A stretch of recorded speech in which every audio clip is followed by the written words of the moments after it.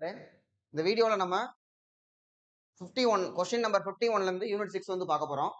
Already நம்ம unit 6ல ஒரு 50 question பார்த்துருக்கோம். அதில் நம்ம வந்து பார்த்தோம்னா நமக்கு ஆர்கியாலஜிக்கல் டிஸ்கவரி அகழ்வாராய்ச்சி, அதுக்கப்புறம் அப்படியே ஆங்கிலேயருடைய தொடக்க கால எதிர்ப்பு நம்ம வந்து கொண்டு போயிட்டோம். அதுக்கப்புறம் நம்ம வந்து பார்க்கும்போது விடுதலை போராட்டத்தினுடைய தமிழ்நாட்டின் பங்கு, இடையில நமக்கு சமுதாய சீர்திருத்தம் அந்த மாதிரியான டாபிக்.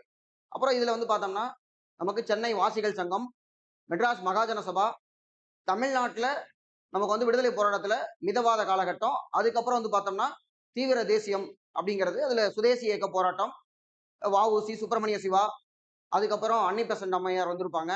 அப்புறமா வந்து பார்த்தோம்னா ராஜகோபாலாச்சாரி, இந்த ஏரியா வரைக்கும் நம்ம வந்து வந்திருந்தோம். அடுத்து அப்படியே ஒரு ஃப்ளோவா பார்த்தோம்னா நமக்கு சத்தியமூர்த்தி வர்றாரு, காமராஜருடைய அரசியல் குரு, தீரர் சத்தியமூர்த்தி. நம்ம வந்து இப்ப ரிவிஷன் பண்றோம், ஒரு 10 நாள் தான் இருக்கு. பதட்டப்படாதீங்க.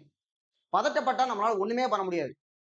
ஒரு எக்ஸாம் அன்னைக்கு ரிசல்ட் வரும்போது நமக்கு கிடைக்கக்கூடிய சந்தோஷம் எக்ஸாமுக்கு முன்னாடியுமே நம்ம அந்த ப்ராசஸ்லயுமே இருக்கு.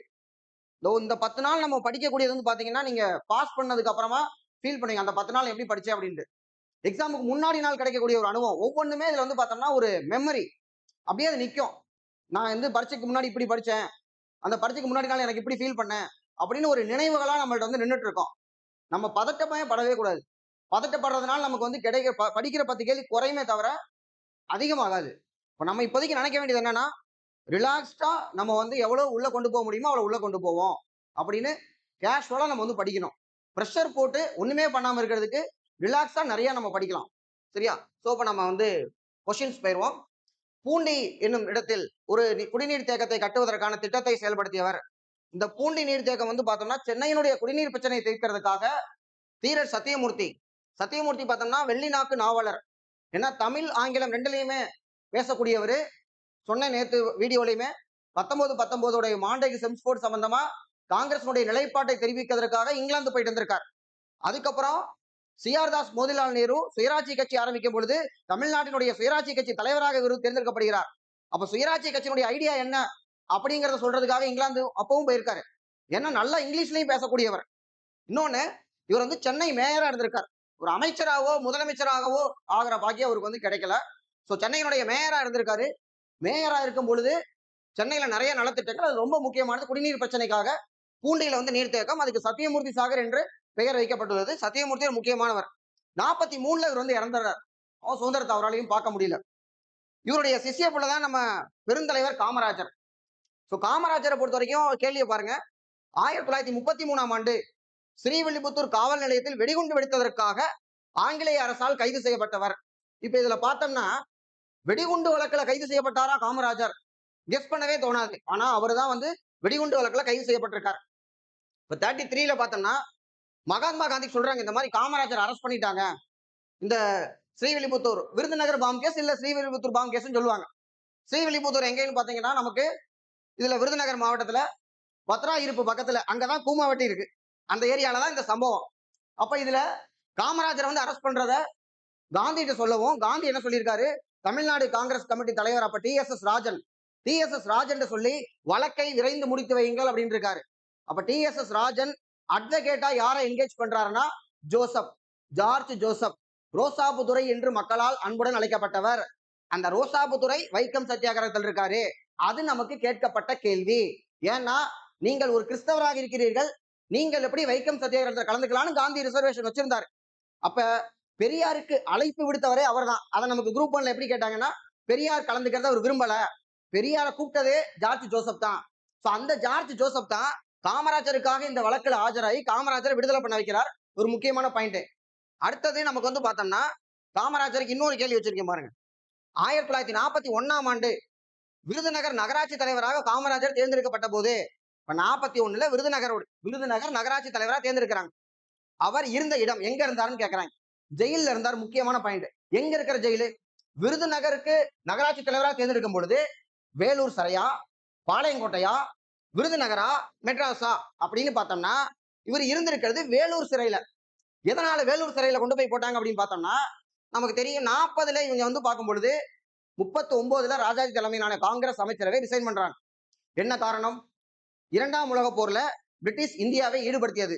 காங்கிரஸை கேட்கவே இல்லை. அப்ப காங்கிரஸ் மினிஸ்ட்ரி ஃபுல்லாவே ராஜினாமா பண்றாங்க. இதை முகமது அலி ஜின்னா டே ஆஃப் டெலிவரன்ஸ் அப்படின்னு டிசம்பர் 22 அப்சர்வ் பண்றாரு. இப்ப 40 என்னன்னா நமக்கு ஏற்கனவே 39 சுபாஷ் சந்திர போஸ், நேதாஜி சுபாஷ் சந்திர போஸ் காந்திஜி சொல்றாரு, வாங்க நம்ம போராடுவோம், ஒரு பெரிய போராட்டம் நடத்துவோம் அப்படின்னு கூப்பிடுறாரு. மகாத்மா காந்தி அதுக்கு விருப்பம் சொல்லல. எப்பா ரொம்ப நாள் இருந்துட்டாங்க பிரிட்டிஷ், அவங்களை நம்ம பத்திரமா அனுப்பிச்சு வைப்போம், இந்த நேரத்துல போராட வேண்டாம் அப்படிங்கிறார்.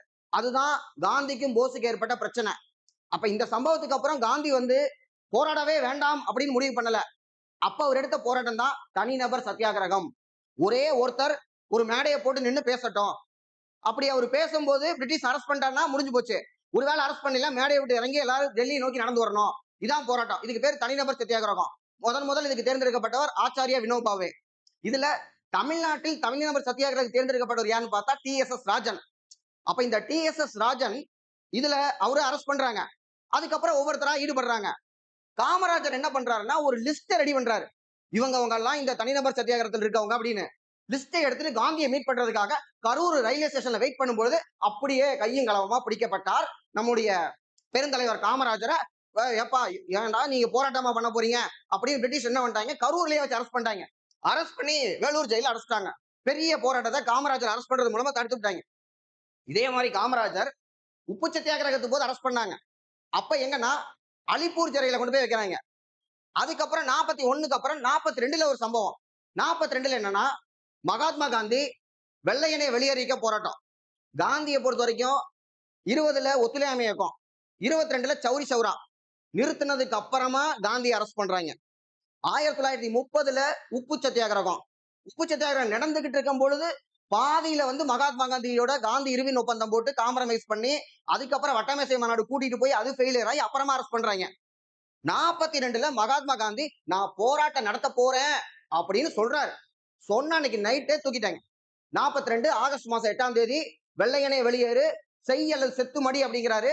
எங்கன்னா நமக்கு பார்க்கும்பொழுது பாம்பேல கோல்வாலியா டேங்க் ஒரு ஏரி கரையில உட்காந்து here is the mantra, do or die அப்படிங்கிறாரு. அப்ப இதுல காமராஜர் கலந்துருக்காரு.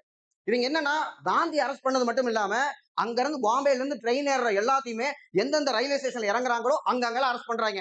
இதை தெரிஞ்சுக்கிட்டு காமராஜர் நம்ம ஊர்ல போய் இறங்கணும்னா நம்மளை அங்க தூக்கிடுவாங்க அப்படின்னு அரக்கோணத்திலேயே இறங்கி வழியில எஸ்கேப் ஆக பாக்குறாரு. இருந்தாலும் அப்படியே அவரை பிடிச்சிட்டாங்க.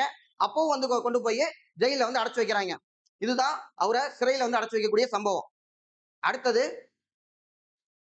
காமராஜர் பார்த்தோம்னா 52ல தமிழ்நாட்டுடைய முதலமைச்சர் ஆகிறதுக்கான வாய்ப்பு அவருக்கு இருக்கு. ஆனால் ராஜகோபாலாச்சாரி டெல்லியில இருந்து விலக்கப்படுகிறார். டெல்லிக்கு அவருக்கு ஒத்து போக முடியல. ஏன்னா ராஜகோபாலாச்சாரியை பொறுத்த வரைக்கும் காந்தியினுடைய மனசாட்சி மாதிரி இருக்கிறவரு. ஆனால் 42ல வெள்ளையனே வெளியேறவ அவர் புறக்கணிக்கிறார். கிறிப்சனுடைய அறிக்கையை அவர் வரவேற்கிறார். பாகிஸ்தான் கோரிக்கையை ஒரு அளவுக்கு ஏத்துக்கிறார். அவர் இதெல்லாம் பண்றதுனால ராஜாஜிக்கும் அங்க வட இந்தியாவுக்கும் ஒத்து போக முடியல. இருந்தாலும் அவர் சுதந்திர இந்தியாவுடைய முதல் கவர்னர் ஜெனரல். அதுக்கப்புறம் ராஜகோபாலாச்சாரி அங்க என்னன்னா குடியரசுத் தலைவர் ஆகும் வாய்ப்பை கொடுக்க மாட்டேன்னு சொல்லிட்டாங்க. அப்புறம் என்ன பண்றது அப்படின்னு பார்க்கும் பொழுது அமைச்சரா இருக்கிறாரு. முதல்லயே இடைக்கால அரசுல தொழில்துறை அமைச்சர். அதுக்கப்புறம் என்ன பண்றாங்க அப்படின்னு பார்க்கும்போது இலாக்கா இல்லாத அமைச்சரா நேரு வச்சிருக்காரு. அதுக்கப்புறம் பட்டேல், சர்தார் வல்லபாய் பட்டேல் இந்தியாவுடைய முதல் துணை பிரதமர், உள்துறை அமைச்சர். அவர் இறந்ததுக்கு அப்புறம் அந்த உள்துறை அமைச்சர் பதவி ராஜகோபாலாச்சாரி கொடுக்கப்படுகிறது. 10 மாசம் நேரு கூட இருக்காரு. இருந்தாலும் நேருக்கு அவருக்கு ஒத்து போகல. அப்ப அங்கிருந்து ஸ்டேட் பாலிடிக்ஸ் வர்றாரு. இங்க வரும்பொழுது 52ல பொது தேர்தல் முடிஞ்ச உடனே ராஜகோபாலாச்சாரி சிஎம் ஆகணும்னு ஆசைப்படுறாரு அப்படின்னு சி சுப்பிரமணியம் சொல்றாரு அங்க நேரு கிட்ட. உடனே நேரு சொல்றாரு, சரிப்பா தாராளமா ஆகட்டும், ஆனா தேர்தல்ல நின்னு ஜெயிக்க சொல்லு. எங்க கவர்னர் ஜெனரலா இருந்தவர் அவரு போய் எப்படி போய் தேர்தலில் நிற்பாரு அப்படின்னு கேட்டு கவர்னர்கிட்ட சொல்லி ஜஸ்ட் நாமினேஷன் மூலமா மேலவைக்கு தேர்ந்தெடுக்கப்படுகிறார். இப்ப மேலவைக்கு நியமிக்கப்படுகிறார். இது நேருவுக்கும் பிடிக்கல. அப்ப ராஜகோபாலாச்சாரி தமிழ்நாட்டில் 52ல முதலமைச்சர் ஆகிறாரு. ஆனதுக்கு அப்புறமா 53லயே இங்கேயும் ஒரு சம்பவம் பண்றார். அதான் குலக்கல்வி திட்டம், modified form of elementary education. இது இந்த குரூப் 1 பிலிம்ஸ்ல கேட்டாங்க. இதுக்கப்புறம் தான் அவரை பதவி விலக சொல்லி தீர்மானம் நிறைவேற்றப்படுகிறது. இது குலக்கல்வி வச்சுக்கலாமா வேண்டாமான்னு. குலக்கல்விக்கு எதிராக தீர்மானம் நிறைவேறதுனால அவர் பதவி விலகிறார். இப்ப ஆசைப்படுறது யாருன்னா அவருடைய சீடராக சிசிய புள்ளையாக இருக்கக்கூடிய சி சுப்பிரமணியம். அவரையும் தோற்கடிச்சு காமராஜர் முதலமைச்சராக பதவி ஏற்கிறார் 54ல. 54ல இருந்து 63 வரைக்கும் 9 ஆண்டுகள் தமிழ்நாட்டினுடைய நவரட்சகன் காமராஜர். அவ்வளவு திட்டங்கள் கொண்டு வந்திருக்கார். இன்னைக்கும் காமராஜர் மாதிரி ஒரு முதலமைச்சர் கிடைக்க மாட்டாரா அப்படிங்கிற அளவுக்கு இருக்கக்கூடியது காமராஜருடைய ஆட்சி. இப்ப காமராஜர் அவரை பத்தின கேள்வி பாருங்க. தந்தை பெரியாரின் ஆதரவுடன் முதலமைச்சர் ஒருவர் இவ்வாறு சவால் விடுத்தார். அந்த முதலமைச்சர் காமராஜர். தாழ்ந்த ஜாதி மருத்துவர் தவறாக ஊசி போட்டதால் இறந்த ஒரு மனிதரை என்னிடம் காண்பிக்கவும், அல்லது தாழ்ந்த ஜாதி பொறியாளரால் தகர்ந்து போன ஒரு கட்டிடத்தை என்னிடம் காண்பிக்கவும். சிவில் இன்ஜினியரோ டாக்டரோ எந்த ஜாதியா இருந்தா என்ன அப்படிங்கறதான் இதுல கண்டென்ட். ஏன்னா சுதந்திரம் வாங்கினதுக்கு அப்புறம் அரசியலமைப்பு 1950 ஜனவரி 26 நடைமுறைப்படுத்தப்படுகிறது. அதுல பேக்வர்டு கிளாஸ் ரிசர்வேஷன் கிடையாது. இப்போ தமிழ்நாட்டுல என்ன பண்றாங்க, செண்பகம் துரைராஜன் கேஸ்னு ஒரு கேஸ் போடுறாங்க. இந்த கேஸ்ல பிற்படுத்தப்பட்டோர் இடஒதுக்கீடு கான்ஸ்டியூஷன் படி தப்பு அப்படிங்கிறாங்க. உச்சநீதிமன்றத்தை கேஸ் போச்சுன்னா அவங்களும் ஆர்டிகல் 13 இருக்கு, அது ஒரு நாகவாம்பு. ஆர்டிகல் 32 இருக்கு, அது இன்னொரு நாகவாம்பு. அது தொட்டா கொத்திவிடும். அப்ப என்னன்னா பார்ட் 3 எதுவுமே வயலேட் பண்ணக்கூடாது. அப்ப இது தப்பு செல்லாதுன்னு சொல்லும் பொழுது காமராஜர் தான் நேருட்ட சொல்லி ஃபர்ஸ்ட் அமெண்ட்மெண்ட் கொண்டு வாங்க, இதை திருத்தம் அப்படின்னு சொல்லித்தான் ஆர்டிகல் 15க்கு ஒரு சப்கிளாஸ் 4 போட்டாங்க, ஆர்டிகல் 16க்கு ஒரு சப்கிளாஸ் 4 போட்டாங்க. பிற்படுத்தப்பட்ட ஒரு இடஒதுக்கீடு தமிழ்நாட்டில் அனுமதிக்கப்பட்டது. அப்ப அவர் இந்த மாதிரியான ஒரு கருத்தை வச்சிருக்கார். யாரு? காமராஜர். சோ அப்ப இது காமராஜர் தான் ஆன்சரு. அடுத்தது, காமராஜர் முதலமைச்சர் பதவியிலிருந்து விலகுதல். இப்படிப்பட்ட காமராஜர் திராவிட முன்னேற்ற கழகம் 49 ஆரம்பிக்கப்பட்டு கொஞ்சம் கொஞ்சமாக வளர ஆரம்பிக்கிறது. காங்கிரஸ் உடைய கொஞ்சம் கொஞ்சமாக சரிவை சந்திக்கிறது. ஏன்னா 1962 இந்தோ சைனா வார், இந்த போர்ல இந்தியா தோத்து போனதுக்கு அப்புறமா பண்டிட் நேருஜி பார்லிமெண்ட் படிக்கட்டை 2 ஸ்டெப்பாக தாவி குதித்து ஏறக்கூடியவர். அப்படி ஒரு ஆர்வ கோளாறா இருக்கிறவரு. ஆனால் ஒரே படிக்கட்டை 4-5 ஸ்டெப் வச்சு ஏற அளவுக்கு ரொம்ப தளர்ந்து போயிட்டார். இப்ப காங்கிரஸ் கட்சியே ஒரு தளர்ச்சியில இருக்கு. அடுத்து யார் வர போறாங்க என்ன ஒரு பெரிய கன்ஃபியூஷன் இருக்கு. 62க்கு அப்புறம் நேருவால முடியல, 64ல அவர் இறந்துடுறாரு. அப்ப இந்த நேரத்துல கட்சியை என்ன பண்றது அப்படின்னு யோசிக்கும் பொழுதுதான் 1963 கேப்லான் அப்படின்னு ஒரு திட்டத்தை போடுறாரு, காமராஜர் திட்டம். இந்த காமராஜர் திட்டப்படி வயதானவர்கள் கட்சி பணிக்கு போகணும், இளைஞர்கள் அரசியல் பதவியில் இருக்கணும் அப்படிங்கிறார். சொன்னது மட்டும் இல்லாம இவரே முதல்ல ரிசைன் பண்றாரு. ரிசைன் பண்ணதான் என்ன சொல்றாரு, முதலமைச்சர் பதவியிலிருந்து விலகுதல் அரசியல் தற்கொலையாகும் அப்படின்னு பெரியார் சொல்றாரு. அப்ப இவருக்கு பதிலாக தமிழ்நாட்டில் முதலமைச்சரானவர் பக்தவச்சலம், கடைசி காங்கிரஸ் முதலமைச்சர் தமிழ்நாட்டுல. இப்ப 63ல இந்த மாதிரி ஒரு பிளான போட்ட காமராஜர் 64ல நேரு இறந்ததுக்கு அப்புறம் அவரே காங்கிரஸ் தலைவராகவோ இல்ல பிரதமராக ஆயிருந்திருக்கலாம். காங்கிரஸ் தலைவராக இருக்கும்போது தன்னை பிரதமராக ஆக்கியிருந்திருக்கலாம். ஆனா அவர் தன்னை பிரதமர் ஆக்கல. லால் பகதூர் சாஸ்திரிய பிஎம் ஆக்கினார். சாஸ்திரி இந்தியாவுக்கு பாகிஸ்தானுக்கு இடையில சண்டை நடந்தது 65. அந்த வார்ல நம்ம ஜெயிக்கிறோம். ஒப்பந்தத்துக்காக தாஷ்கண்ட் போறாரு. உயிரோட போற பிஎம் டெட் பாடியா இங்க வர்றாரு. அப்ப அடுத்து யாரு பிஎம்னு போகும்போது எல்லாருமே போட்டிக்கு இருக்காங்க. மொரார்ஜி தேசாய் இருக்கிறாரு, குல்சாரிலால் நந்தா இருக்காரு, நிறைய பேர் இருக்காங்க. அப்பதான் இந்திரா காந்தியை பிஎம் ஆக்குறார். இந்திரா காந்தியை பிஎம் ஆக்கினதும் லால் பகதூர் சாஸ்திரியை பிஎம் ஆக்கினதும் காமராஜர். அதனாலதான் பெருந்தலைவர் காமராஜர் கிங் மேக்கர், அரசர்களை உருவாக்குபவர் என்று அழைக்கப்படுகிறார். அடுத்தது 1930 ஏப்ரல் 13 மெட்ராஸில் நடைபெற்ற உப்பு சத்தியாகிரக தலைவர். அந்த தலைவர்களுக்கெல்லாம் ஒரு ஃப்ளோ போகும்போது அப்படியே ராஜகோபாலாச்சாரி அங்க எடுத்தா அவர் பாட்டுக்கு 72 அவர் மரணம் வரைக்கும் வந்துருது. அதே மாதிரி காமராஜர் எடுத்தோம்னா சுதந்திரத்துக்கு அப்புறம் வந்துடுறாரு. இப்ப 1930 உப்பு சத்தியாகிரகம். உப்பு சத்தியாகிரகத்துல பார்க்கும்போது டி பிரகாசம் ஆந்திர கேசரி இருக்காரு. ஆந்திர கேசரி இவருக்கு என்னன்னா இன்னொரு கேள்வி இருக்கு. தமிழ்நாட்டில் ஜமீன்தாரின் ஒழிப்புக்கு பரிந்துரை செய்த கமிட்டியின் தலைவர் டி பிரகாசம். இதே மாதிரி எக்கனாமிக் ஒரு 50 கேள்வி வச்சிருக்கிறேன் ஃபர்ஸ்ட் பார்ட்டுக்கு. அதுல டி பிரகாசம் கமிட்டி வச்சிருக்கேன் நானு. டி பிரகாசம் முக்கியமானவர். சால் சத்தியாகிரகா மெட்ராஸ்ல டி பிரகாசம். இங்க டென்ட் போட்டிருக்காங்க உதயவனம் அப்படிங்கிற இடத்துல. இதுலதான் நமக்கு உப்பு சட்டங்களை மீறியதற்காக முதலில் அபராதம் கட்டிய பெண்மணி அப்படின்னு ருக்மணி லட்சுமிபதி வர்றாங்க. அப்புறம் டி நாகேஸ்வர ராவ் இருக்காரு. கேரளாவில கேலப்பன் கோழிக்கோட்டில இருந்து பையனூர் வரை அந்த இடத்துல அவர் உப்பு சத்தியாகிரகம். நமக்கு திருச்சிராப்பள்ளியிலிருந்து வேதாரண்யம் வரைக்கும் தான் ராஜகோபாலாச்சாரி போயிருக்காரு. தஞ்சாவூர் கலெக்டர் தாரன் அப்படிங்கிறவர் தான் தஞ்சாவூர் கலெக்டரா இருக்கவரு. அவர் இந்த உத்தரவு யார் அவங்களுக்கு எது கொடுக்க கூடாது அப்படிங்கிறது அது ராஜாஜி வீடியோலயே நம்ம பார்த்தோம். அப்ப சென்னையில யார் அப்படின்னு பார்த்தோம்னா இதுல நமக்கு டி பிரகாசம். ஓவராலா காங்கிரஸ் யாருடைய தலைமையில செயல்படுதுன்னா தீரர் சத்தியமூர்த்தி தலைமையில செயல்பட்டு இருக்கு. அவர் தான் சைமன் எதிர்ப்பு குழுவுக்கு தலைமை தாங்கினாரு. அது மட்டும் இல்ல 1927 நீல் சிலை அகற்றும் போராட்டமும் தமிழ்நாட்டில் நடைபெற்றது. ஆனால் நீல் சிலை எப்பொழுது அகற்றப்பட்டதுன்னா 37 10 ஆண்டுகள் கழிச்சு ராஜகோபாலாச்சாரி தமிழ்நாட்டில் முதலமைச்சர் ஆனதுக்கு அப்புறம் தான் நீல் சிலை அகற்றப்பட்டது. அதுலதான் பத்மாசினி அம்மாள், கடலூர் அஞ்சலை அம்மாளோட பொண்ணு அம்மாக்கண்ணு எல்லாருமே கலந்துக்கிட்டாங்க. அடுத்தது திராவிடர் இல்லம். திராவிடர் இல்லம் அப்படின்னு ஒரு ஜெனரலா ஒரு பொறுத்துக்க. திராவிடர் இல்லம் நமக்கு சமூக புக்லயே ஒரு பாடம் இருக்கு இவங்களை பத்தினது. அதுல திராவிடர் இல்லம் நடேசனா. நடேசனார், நடேச முதலியார், டி.எம். நாயர், பி.டி. தியாகராய செட்டியார். இவங்க 3 பேரும் ஃபவுண்டர்ஸ்ல முக்கியமானவங்க. 1916ல சவுத் இந்தியன் லிபரல் ஃபெடரேஷன். என்ன இல்லம் அப்படின்னு பார்த்தோம்னா, இங்க பிராமணர் அல்லாதவர்களுக்கு சென்னையில வந்து படிக்கணும்னா யாருமே வீடோ விடுதியோ வாடகை கொடுக்க மாட்டேங்கிறாங்க. அப்ப திருவல்லிக்கேணியில திராவிடர் இல்லம் ஆரம்பிக்கிறோம் நடேசனார். ஒரு முக்கியமான ஒரு பாயிண்ட். அடுத்து தொழிலாளன் அப்படிங்கிற பத்திரிகை மே தினம் கண்ட சிங்கார வேலனார். ஏற்கனவே இவருக்கு ஒரு பாயிண்ட் சொன்னேன். 1918ல பி.பி. வாடியா, அதுக்கப்புறம் திருவிக்கா, சிங்காரவேலன் இவங்க எல்லாம் சேர்ந்துதான் என்ன ஆரம்பிக்கிறாங்கன்னா மெட்ராஸ் லேபர் யூனியன் ஆரம்பிக்கிறாங்க. 1923 மே தினம் கண்டவர் முக்கியமான பாயிண்ட். அடுத்து தனித்தமிழ் இயக்கம்.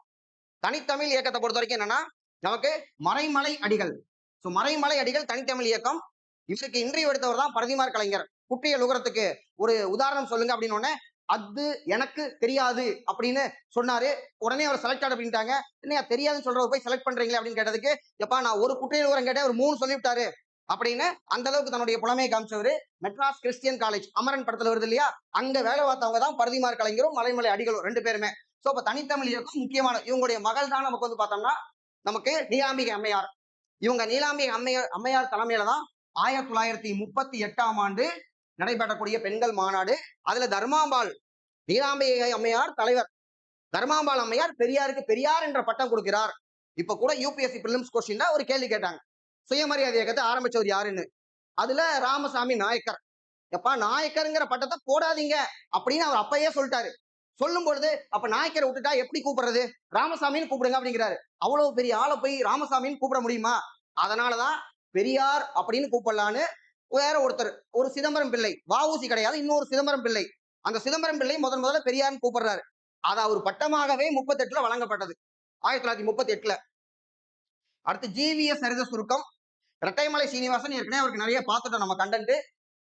ஜிவிஎஸ் சரித சுருக்கம் 1939 39 திருப்பி போட்டா 93, 1893ல ஆதி திராவிட மகாஜன சபா 1893ல ஏகப்பட்ட கேள்வி நான் சொல்லியிருக்கிறேன். அதுல அன்னிபெசன்ட் அம்மையார் இந்தியா வந்தது, மகாத்மா காந்தி சவுத் ஆப்பிரிக்கா போனது, சுவாமி விவேகானந்தர் சிகாகோவில் போய் உரையாற்றினது, பெண்களுக்கு முதல் நியூசிலாந்துல வாக்குரிமை வழங்கப்பட்டது, அதுக்கப்புறம் நம்முடைய பால கங்காதர் திலக் வந்து பார்த்தோம்னா கணபதி ஃபெஸ்டிவல் வந்து நடத்துறது. இந்த மாதிரி அவ்வளவு ஃபேக்ட் 1893ல இருக்கு. அடுத்தது ஜீவானந்தம், தோழர் ஜீவானந்தம். ஜீவானந்தம் பார்த்தோம்னா வியாசர்பாடியில் இருக்கக்கூடிய ரயில்வே ஸ்டேஷனுக்கு ஜீவான் தான் பேரு. ஜீவா போகணுமா அப்படிங்கிறாங்க பக்கத்துல போய் கேட்டோம்னா. சோ ஜீவானந்தம் வந்து முக்கியமான ஒருத்தர். அவருடைய கேள்வி பாருங்க, இதுல 4 ஸ்டேட்மெண்ட்டுமே பாசிட்டிவ்லி கரெக்ட். அதை வந்து லைட்டா நெகட்டிவ் ஆக்கியிருக்காங்க. ஜீவானந்தம் உண்மை விளக்க நிலையம் என்னும் ஆசிரமத்தை தோற்றுவித்தார், அவர் தோற்றுவித்திருக்கார். இன்னொன்னு ஒய் ஐ ஆம் அன் ஏத்திஸ்ட், நான் ஏன் நாத்திகன் ஆனேன் அப்படிங்கிற பகத்சிங்கருடைய புக்கை டிரான்ஸ்லேட் பண்ண வச்சவர் பெரியார், டிரான்ஸ்லேட் பண்ணது நம்முடைய ஜீவானந்தம். அடுத்து 2வது பாருங்க, இவர் சுதீந்திரத்தில் நடைபெற்ற கோவில் நுழைவு போராட்டத்தில் கலந்து கொள்ளவில்லை, கலந்து கொண்டார். சுதீந்திரத்துல கோவில் நுழைவு போராட்டத்தில் கலந்து கொண்டார். இந்த கோவில் நுழைவு அப்படிங்கிறது ஒரு வகையான போராட்டம். ஏன்னா நிறைய பேரை வந்து இவங்க கோயிலுக்குள்ள விடல. இன்னைக்கு வந்து தாழ்த்தப்பட்டவர்கள் சொல்லக்கூடிய சோகால்டு தாழ்த்தப்பட்டவர்கள் சொல்லக்கூடியவங்க, அதுக்கப்புறம் பின்படுத்தப்பட்டவர்கள் சொல்லக்கூடியவங்க நிறைய பேர் உள்ள விடாம இருந்திருக்காங்க. அது எல்லாமே போராடித்தான் வாங்கப்பட்டிருக்கு. அதுல பார்த்தோம்னா குறிப்பா ராஜகோபாலாச்சாரியுடைய நண்பர் வைத்தியநாத ஐயர் மீனாட்சி அம்மன் கோயிலுக்குள்ள உள்ள போகிறதுக்காக அவரே கூட்டிட்டு போயிருக்காரு, வாங்க போலாம் அப்படின்னு சொல்லி போராட்டம் நடத்திருக்காங்க. அதுல பசுமன் முத்துராமலிங்க தேவர், நான் அங்க வாசல்லே நிப்பேன், யாராவது உள்ள விடாம பிரச்சனை பண்ணனா அவ்வளவுதான் என்னாகும் தெரியலன்னு அவரும் மிரட்டி இருக்காரு. இப்ப எல்லாத்தையுமே கோயிலுக்குள்ள கூட்டிட்டு போகணுங்கிறதுல அந்த காலத்துல இருந்த தலைவர்கள் உறுதியா இருந்திருக்காங்க. இதுல ஜீவானந்தம் காந்தி ஆசிரமத்தை சிறுவயல்னு பார்த்தோம்னா நமக்கு தெரியும். சிறுவயல் நம்ம மருது சகோதரருடைய தலைமையகமாக இருந்தது. இந்த சிறுவயல்ல இருக்கக்கூடிய பழையனாறு கோட்டையில தான் வீரபாண்டிய கட்டபொம்மனும் மருது சகோதரர்களும் சந்திக்கிறாங்க. வரலாற்று சிறப்பு மிக்க சந்திப்பது. இதுல ஏன் சிறுவயல்ல இவர் வந்து ஆசிரமத்துக்கு இன்சார்ஜா இருக்காருன்னு பார்த்தா, தலை வந்து எங்கன்னா சேரன்மாதேவி குருகுலத்துல இருக்கார். அந்த சேரன்மாதேவி குருகுலத்துல பிராமணர்களுக்கு தனிப்பந்தி, அவரும் கடுப்பாகி போறாரு. அப்ப பெரியார் வந்து அதை தட்டி கேட்கிறார். அது வாவே சூடது. தட்டி கேட்கும் பொழுது அந்த ஆசிரமத்தை விட்டு வெளியே வந்து சிறுவயல் ஆசிரமத்துக்கு இன்சார்ஜா இருக்காரு ஜீவானந்தம். இவர் வைக்கம் போராட்டம், எல்லா தலைவர்களுமே எங்க போறாங்கன்னா ஆரம்பம் வைக்கமா இருக்கு. வைக்கத்துலதான் ஜார்ஜ் ஜோசப் இருக்காரு, முன்னாடி இது பண்றாரு. பெரியாருக்கு வைக்கம் வீரர் என்ற பட்டம் கொடுக்கப்பட்டிருக்கு. நமக்கு இந்த இடத்துல வந்து ஈரோடு ஜீவானந்தம் வந்துட்டாரு, வியாசர்பாடி ஜீவானந்தம் வந்துட்டாரு. அதுக்கப்புறம் நம்ம வந்து பார்த்தோம்னா காமராஜர் வைக்கம்ல வந்திருக்காரு. அன்னைக்கு இருக்கிற எல்லா தலைவர்களும் வைக்கத்தில் இருக்காங்க. சோ இப்ப இதுல தவறானது என்னன்னா, காந்தி ஆசிரமத்தை நிறுவவில்லை என்பது தவறு, அவரை நிறுவினார். அடுத்தது சுதீந்திரம் கோயிலுக்குள்ள ஆலய நுழைவு போராட்டத்தில் கலந்து கொள்ளவில்லை என்பது தவறு, அவர் கலந்து கொண்டார். அப்ப இதுல 2, 3 தவறு, 1, 4 கரெக்ட். அடுத்தது ஒரு ஜெனரல் கொஸ்டின். சுதேசி சுதேசி இயக்கத்துடன் தமிழகத்தில் தீவிரவாதம் தலை தூக்கியது. எக்ஸ்ட்ரீமிசம், தீவிரவாதம்னா இன்னைக்கு இருக்கிற டெரரிசம் கிடையாது. It is called extremism. வெள்ளக்காரங்கள்ட்ட வெறும் மனுவை போட்டுட்டு பக்கம் பக்கமா நம்ம எழுதி அவன் கொடுக்குற ரிஜெக்டட்னு ஒரே ஒரு வார்த்தையை வச்சுக்கிட்டு புழுங்கிட்டு இருக்கிற கேட்டகரியா இருக்க வேண்டாம். அவன்கிட்ட என்ன நம்ம கேட்கறது, அடிச்சு வாங்குவோம் அப்படிங்கிற போராட்டம், அந்த போர்க்குணம் தான் இதுல எக்ஸ்ட்ரீமிசம் அப்படிங்கிறது. இதுல நம்ம வந்து பார்த்தோம்னா சுதேசி 1905ல வங்க பிரிவினை, கர்சன் பிரபு வங்காளத்தை ரெண்டா பிரிச்சதுக்கு அப்புறம் ரிஸ்லி பேப்பர் அடிப்படையில வங்காளத்தை பிரிச்சிருப்பான். அவன் என்னன்னா பெங்கால நல்லா மேனேஜ் பண்ணணும், பெங்காலோட பர்டன் குறையும், அஸ்ஸாம் வளரும் அப்படின்லாம் காரணம் சொல்றான். ஆனா உண்மையான காரணம் என்ன, இந்து முஸ்லீமை பிரிக்கணும். மேற்கு வங்காளம் இந்து மெஜாரிட்டி, கிழக்கு வங்காளம் முஸ்லீம் மெஜாரிட்டி, அப்படி பிரிச்சு வச்சிருக்காப்ல. அப்ப அதுக்கு போராட்டம் வரும் பொழுது இவங்க சுதேசி இயக்கம், அதுல தமிழ்நாட்டுல மத்த பக்கம் மெழுகுவத்தி வலைகளும் வாங்கி உங்களுடைய பிரிட்டிஷ் பொருள் வேண்டாம் இதை பயன்படுத்தலாம் சொல்லும் பொழுது 2 கப்பலை வாங்கி விட்டவர் நம்முடைய வஉசி. அப்ப ஜெனரல் ஸ்டேட்மெண்ட் இது. சுதேசி இயக்க தலைவர்கள் மக்கள் தலைவர்களாக மாறினர். இவர்களின் பேச்சும் எழுத்தும் மக்களை எழுச்சியுற செய்தது. 1907ல பிபின் சந்திரபாலை அழைத்து வந்து மெரினா கடற்கரை உரையாற்ற வைத்தார் பாரதியார். 1908ல நமக்கு கோரல் மில் ஸ்ட்ரைக்ல சுப்பிரமணிய சிவா பேசுறாரு, வஉசி பேசுறாரு. வஉசியுடைய பேச்சையும் வஉசியுடைய பிரசங்கத்தையும் பாரதியாருடைய பாடலையும் கேட்டால் செத்த பிணம் உயிர் தெழும் அப்படின்னு பின்கே அவங்களுக்கு தண்டனை கொடுத்த ஜட்ஜே வந்து எழுதியிருக்காரு. அப்ப இப்படிப்பட்ட பேச்சுக்கள் கேட்டா மக்களுக்கு எழுச்சி வரும் அப்படிங்கிறாங்க. அதாவது அவங்க பேசினா தீ பிடிக்கிற மாதிரி இருக்கும், கரண்ட் ஷாக் அடிக்கிற மாதிரி இருக்கும் அப்படிங்கிறாங்க. நம்ம எல்லாம் அதை கேட்காம போயிட்டோம். சரியா? அப்ப ரெண்டுமே சரியான விளக்கம். நான் ப்ரிப்பேர் பண்ணும்போது இப்படித்தான், ஊர்ல இருந்து பழனியாண்டவர் காலேஜ்ல இருந்து ப்ரிப்பேர் பண்ணும்போது ஒரு ஃபயர் இருக்கும். இப்போ ஃபயரோட படிக்கணும்னா தெரியும். படிக்க கான்பிடன்ஸ் அதிகமாகி நம்ம படிக்கிறோங்கிற கான்பிடன்ஸ் கிடைக்கும். ஃபயர் இல்லாம படிச்சோம்னா படிக்க அப்படியே டயர்டாகி அப்படியே புக்லயே தலையை முட்டி தூங்கிடுவோம்.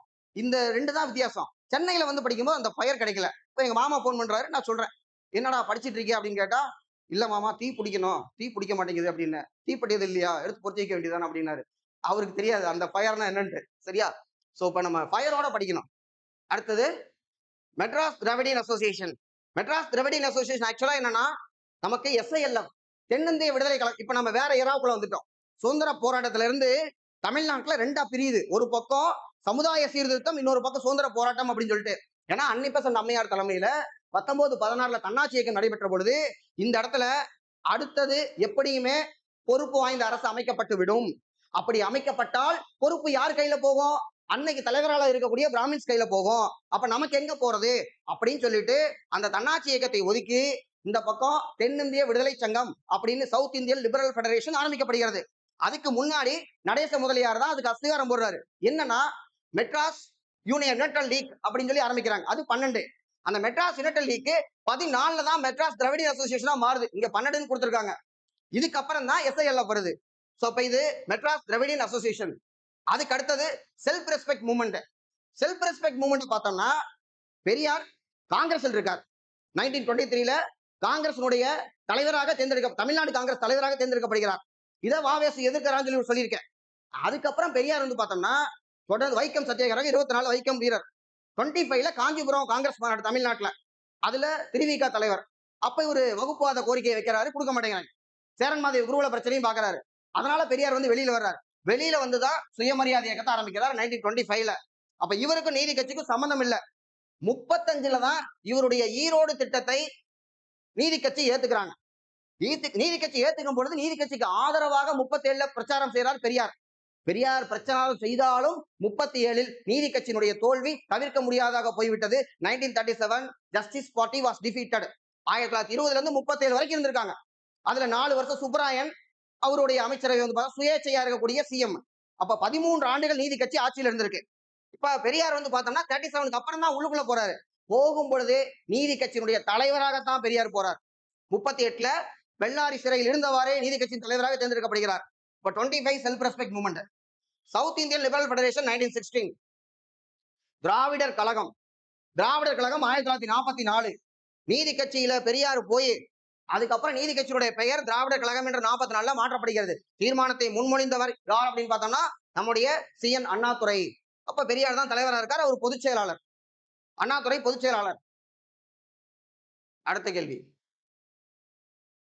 இந்த SILF 1916ல சவுத் இந்தியன் லிபரல் ஃபெடரேஷன் இருக்கக்கூடியது 3 பத்திரிகை வச்சிருக்காங்க. ஆந்திர பிரகாசிகா தெலுங்கு மொழியில. தமிழ்ல வந்து பார்த்தோம்னா திராவிடன் அப்படிங்கிற பத்திரிகை. இங்கிலீஷ்ல ஜஸ்டிஸ் அப்படிங்கிற பத்திரிகை. இந்த ஜஸ்டிஸ் பத்திரிகையினுடைய ஆசிரியரான டிவி நாதன், அதுக்கப்புறம் சண்டே அப்சர்வர் ஆசிரியரான பாலசுப்ரமணியன், இவங்க ரெண்டு பேர்த்தையுமே அரசியல் இரட்டையர்கள் என்று அழைக்கப்படுவார்கள். இந்த அரசியல் இரட்டையர்கள் தான் நீதி கட்சியில் அண்ணா சேருவதற்கு மூல காரணமாக இருந்தார்கள். அண்ணாவை நீதி கட்சியினுடைய மூளை என்று வர்ணித்தவர் வரதராஜு நாயுடு, அப்ப காங்கிரஸ் தலைவராக இருக்கக்கூடியவர். அண்ணா வந்து பார்த்தோம்னா 25 வயசு, 1934, 1909 பிறந்தவர். செப்டம்பர் 15 அவர் பர்த்டேல நிறைய திட்டம் தொடங்கி வச்சிருப்பாங்க. ரெண்டு கட்சியுமே பாரபட்சம் பார்க்காம அவர் பர்த்டேல திட்டங்கள் தொடங்கி வைப்பாங்க. அப்ப அண்ணாதுரை 25 இயர்ஸ்ல நீதி கட்சியில சேர்றாரு. அட் த ஏஜ் ஆஃப் 40, 40 வயசு ஆகும் பொழுது 1949 டிஎம்கே ஆரம்பிக்கிறார். சோ இப்ப இதுல சுதேசமித்திரன் அப்படிங்கிற பத்திரிகை பார்த்தோம்னா நமக்கு ஜி சுப்பிரமணிய ஐயர் 1891 ஏற்கனவே பார்த்தோம். இவர் இதுல வராது. அடுத்தது New India, New India Commonwealth அன்னிபெசன்டோடது. இதே நியூ இந்தியா அப்படிங்கிற பேர்ல தான் பிபின் சந்திரபால் ஒரு பத்திரிகை வச்சிருப்பாரு. அப்ப இது வராது. ஜஸ்டிஸ் திராவிடன் 2 தான் வரும். 2 and 4 இஸ் த ஆன்சர். என்ன கேள்வி? 1917 தோற்றுவிக்கப்பட்ட தென்னிந்திய தாராளவாத கூட்டமைப்பு தொடர்புடைய பத்திரிகைகள் யாவை? ஒரு பத்திரிகை கொடுக்கல, ஆந்திர பிரகாசிக்கா தெலுங்குல. இப்ப நீதி கட்சியை கொண்டு வந்துட்டோம். 1916 தொடங்கப்பட்ட நீதி கட்சி, அதாவது 1916 தென்னிந்திய விடுதலை கழகமாக தொடங்கப்பட்டது. ஜஸ்டிஸ்ங்கிற பத்திரிகை இருக்கிறதுனால ஜஸ்டிஸ் என்பது தமிழில் நீதி என்று வழங்கப்பட்ட நீதி கட்சியாக மாறியது. இந்த நீதி கட்சி ஆரம்பிக்கப்பட்ட 4 ஆண்டுகளில் 1920 தமிழ்நாட்டினுடைய முதல் முதலமைச்சராக சுப்பராயல் ரெட்டி தேர்ந்தெடுக்கப்பட்டு அமைச்சரவையை அமைத்தது. ஏன்னு பார்த்தோம்னா 1919 அன்னிபெசன்ட் 1916 தன்னாட்சி இயக்கம் நடத்துறான். 1916 வந்து பார்த்தோம்னா 1917 மாண்டேகனுடைய அறிக்கை. மாண்டேகோ அறிக்கை என்ன சொல்லுதுன்னு பார்த்தா படிப்படியாக பொறுப்பாய்ந்த அரசு அமைக்கப்படும். 1919 மாண்டேகோ செம்ஸ்போர்ட் சீர்திருத்த சட்டம். இதன்படி 2 தடவை 19 இருக்கு. இரட்டை ஆட்சி, மாகாணத்தில் இரட்டை ஆட்சி, அதாவது டிபார்ட்மெண்ட்டை 2ஆ உடைச்சிடறோம். ஒரு பக்கம் இருக்கிற டிபார்ட்மெண்ட்டை நாங்க பாத்துக்கிறோம், அது வந்து எங்களுக்கு ரிசர்வ் பண்ணி வச்சுக்கிற ரிசர்வ்டு. இன்னொரு பக்கம் நான் உங்களுக்கு கொஞ்சம் பவரை டிரான்ஸ்பர் பண்ணி தர்றேன், அதை வந்து உங்க முதலமைச்சர் நீங்க வச்சு பாத்துக்கோங்க அப்படிங்கிறாங்க. காங்கிரஸ் கட்சி மகாத்மா காந்தியுடைய தலைமையில அப்பதான் வந்து வருது. சோ மகாத்மா காந்தி வந்து என்னன்னா ஒத்துழையாமை இயக்கத்தை லான்ச் பண்றாரு. அப்ப இவங்க தேர்தலை புறக்கணிக்கிறாங்க காங்கிரஸ். நீதி கட்சி இதை வாய்ப்பாக பயன்படுத்தி கொண்டு தேர்தலில் போட்டியிட்டு 98 இடங்களில் வெற்றி பெற்று தமிழ்நாட்டுடைய முதல் முதலமைச்சராக சுப்பராயல் ரெட்டி பொறுப்பேற்கிறார். 23 திரும்ப வந்து பார்த்தோம்னா நமக்கு பனகல் அரசர் வர்றாரு. அதுக்கப்புறம் 26 சுப்பராயன், அவர் 30 வரைக்கும் இருக்கிறார். அப்போ ஒரு 10 வருஷத்துல 3 முதலமைச்சர்கள். இதுல 2 பேர் தான் நீதி கட்சி. 1926 வரக்கூடிய சுப்பராயன் அப்படிங்கிறவர், பி சுப்பராயன் அப்படிங்கிறவர் பார்த்தோம்னா நமக்கு சுயேட்சையாக இருக்கக்கூடியவர். சோ இதுல முதலாக எந்த ஆண்டு நீதி கட்சி பெரும்பான்மை வெற்றி பெற்று மந்திரி சபை அமைத்தது? 1920. இப்ப இன்னொரு கேள்வி கேட்பாங்க, எத்தனை ஆண்டுகள் ஆட்சியில் இருந்தது நீதி கட்சி சென்னை மாகாணத்தில் ஆட்சியில் இருந்த காலம் அப்படின்னு. அப்ப 1920 இருந்து வந்தவங்க 1937 வரைக்கும் இருக்காங்க. அப்ப 17 ஆண்டுகள் வரணும். ஆனால் இந்த 17 ஆண்டுகள்ல 4 ஆண்டுகள் 1926 இருந்து 1930 வரைக்கும் யார் வந்து தமிழ்நாட்டில் முதலமைச்சர் பார்த்தா பி சுப்பராயன். இந்த சுப்பராயன் சுயேட்சை, முன்னாடி நீதி கட்சியில இருந்து அதிருப்தி காரணமாக விலகி வந்து தனியா சுயேட்சை நிற்கிறார். அப்ப இவர் வந்து முதலமைச்சராக இருக்கும்போது அந்த 4 வருஷத்தை மைனஸ் பண்ணிக்கணும். So 13 years. அப்ப இந்த 13 ஆண்டுகள்ல இவர்கள் செய்த சாதனை என்ன அப்படிங்கிறது ஒரு முக்கியமான டாபிக். நீதி கட்சியின் சாதனைகள். எந்த இணை சரியா? நிறைய கேள்விங்க. இந்த ஏரியால வந்து பார்த்தோம்னா ஜஸ்டிஸ் பார்ட்டி, பெரியார், சுயமரியாதை இயக்கம், அண்ணாதுரை, கிட்டத்தட்ட 200க்கு மேல கேள்வி இருக்கு. ஒரு எக்ஸாம்ல ஒரு கேள்வி 2 கேள்வி இல்ல, 4 கேள்வி 5 கேள்வி இந்த ஏரியால கேட்பாங்க. சோ எந்த இணை சரியாக பொருந்தவில்லைன்னு கேட்கறாங்க. Staff selection board 1924. இது நமக்கு பார்க்கும்பொழுது இவங்க 1919லயே ஸ்டாஃப் செலக்ஷனுக்கு ஒரு கமிஷன் வைக்கணுங்கிறாங்க. அதன்படி 1923 லீ கமிஷன் ஒன்று போடுவாங்க. லீ கமிஷன் ரெக்கமெண்டேஷன் படி தான் யூபிஎஸ்சி அமைக்கப்படுகிறது. அதுல நமக்கு இங்க நீதி கட்சி ஆட்சியில் இருக்கிறதுனால ஸ்டாஃப் செலக்ஷன் போர்டு அப்படின்னு சொல்லி 24 வருது. அதுதான் பின்னாடி ஸ்டாஃப் செலக்ஷன் கமிஷன் ஆகி 29 மாறுது. இன்னைக்கு இருக்கிற டிஎன்பிஎஸ்சி முன்னோடி இது. அடுத்தது ஆந்திரா யூனிவர்சிட்டி 25 கொடுத்திருக்காங்க. ஆக்சுவலா ஆந்திரா யூனிவர்சிட்டி 26. சரியா? அடுத்து அண்ணாமலை பல்கலைக்கழகம் 1929. இந்து அறநிலை சட்டம் 36 கொடுத்திருக்காங்க. இது வந்து 1926. அப்ப இந்த கேள்விக்கு என்ன ஆன்சர் அப்படின்னு பார்த்தோம்னா இந்து சமய அறநிலை சட்டம் தப்பா இருக்கு அப்படிங்கிறதா. ஆந்திரா யூனிவர்சிட்டியும் தப்பு தான் ஆக்சுவலா. இதுல ஆந்திரா யூனிவர்சிட்டி 26, அண்ணாமலை 29 கரெக்ட். இந்த இடத்துல இந்து சமய அறநிலை சட்டம் நமக்கு வந்து பார்த்தோம்னா 26. அப்புறம் மெட்ராஸ் இண்டஸ்ட்ரீஸ்க்கு எய்டு, தொழிற்சாலைகளுக்கு உதவி செய்யக்கூடிய சட்டம் பார்த்தோம்னா 22 கொண்டு வரப்பட்டது, முக்கியமான ஒண்ணு, அதுவும் கேட்டிருக்காங்க. அப்புறம் நமக்கு வகுப்பு வாரி ஆணை 1921, 22 ரெண்டுலயுமே வந்திருக்கு. பெண்களுக்கு முதல்ல வாக்குரிமை கொடுக்கப்பட்டது 1921. இந்த வாக்குரிமை கொடுத்ததுனாலதான் முத்துலட்சுமி ரெட்டி போன்றவர்கள் சட்டமன்ற மேலவைக்கு முதலாக தேர்ந்தெடுக்கப்பட முடிஞ்சது 1926ல முதல்ல தேர்ந்தெடுக்கப்பட்ட பெண்ணாக முத்துலட்சுமி ரெட்டி இருக்காங்க. ஒடுக்கப்பட்ட வகுப்பிலிருந்து முதல்ல மேலவைக்கு தேர்ந்தெடுக்கப்படுபவர் 1920லேயே ஜஸ்டிஸ் பார்ட்டி சார்பாக MC ராஜா வந்துடுறாரு.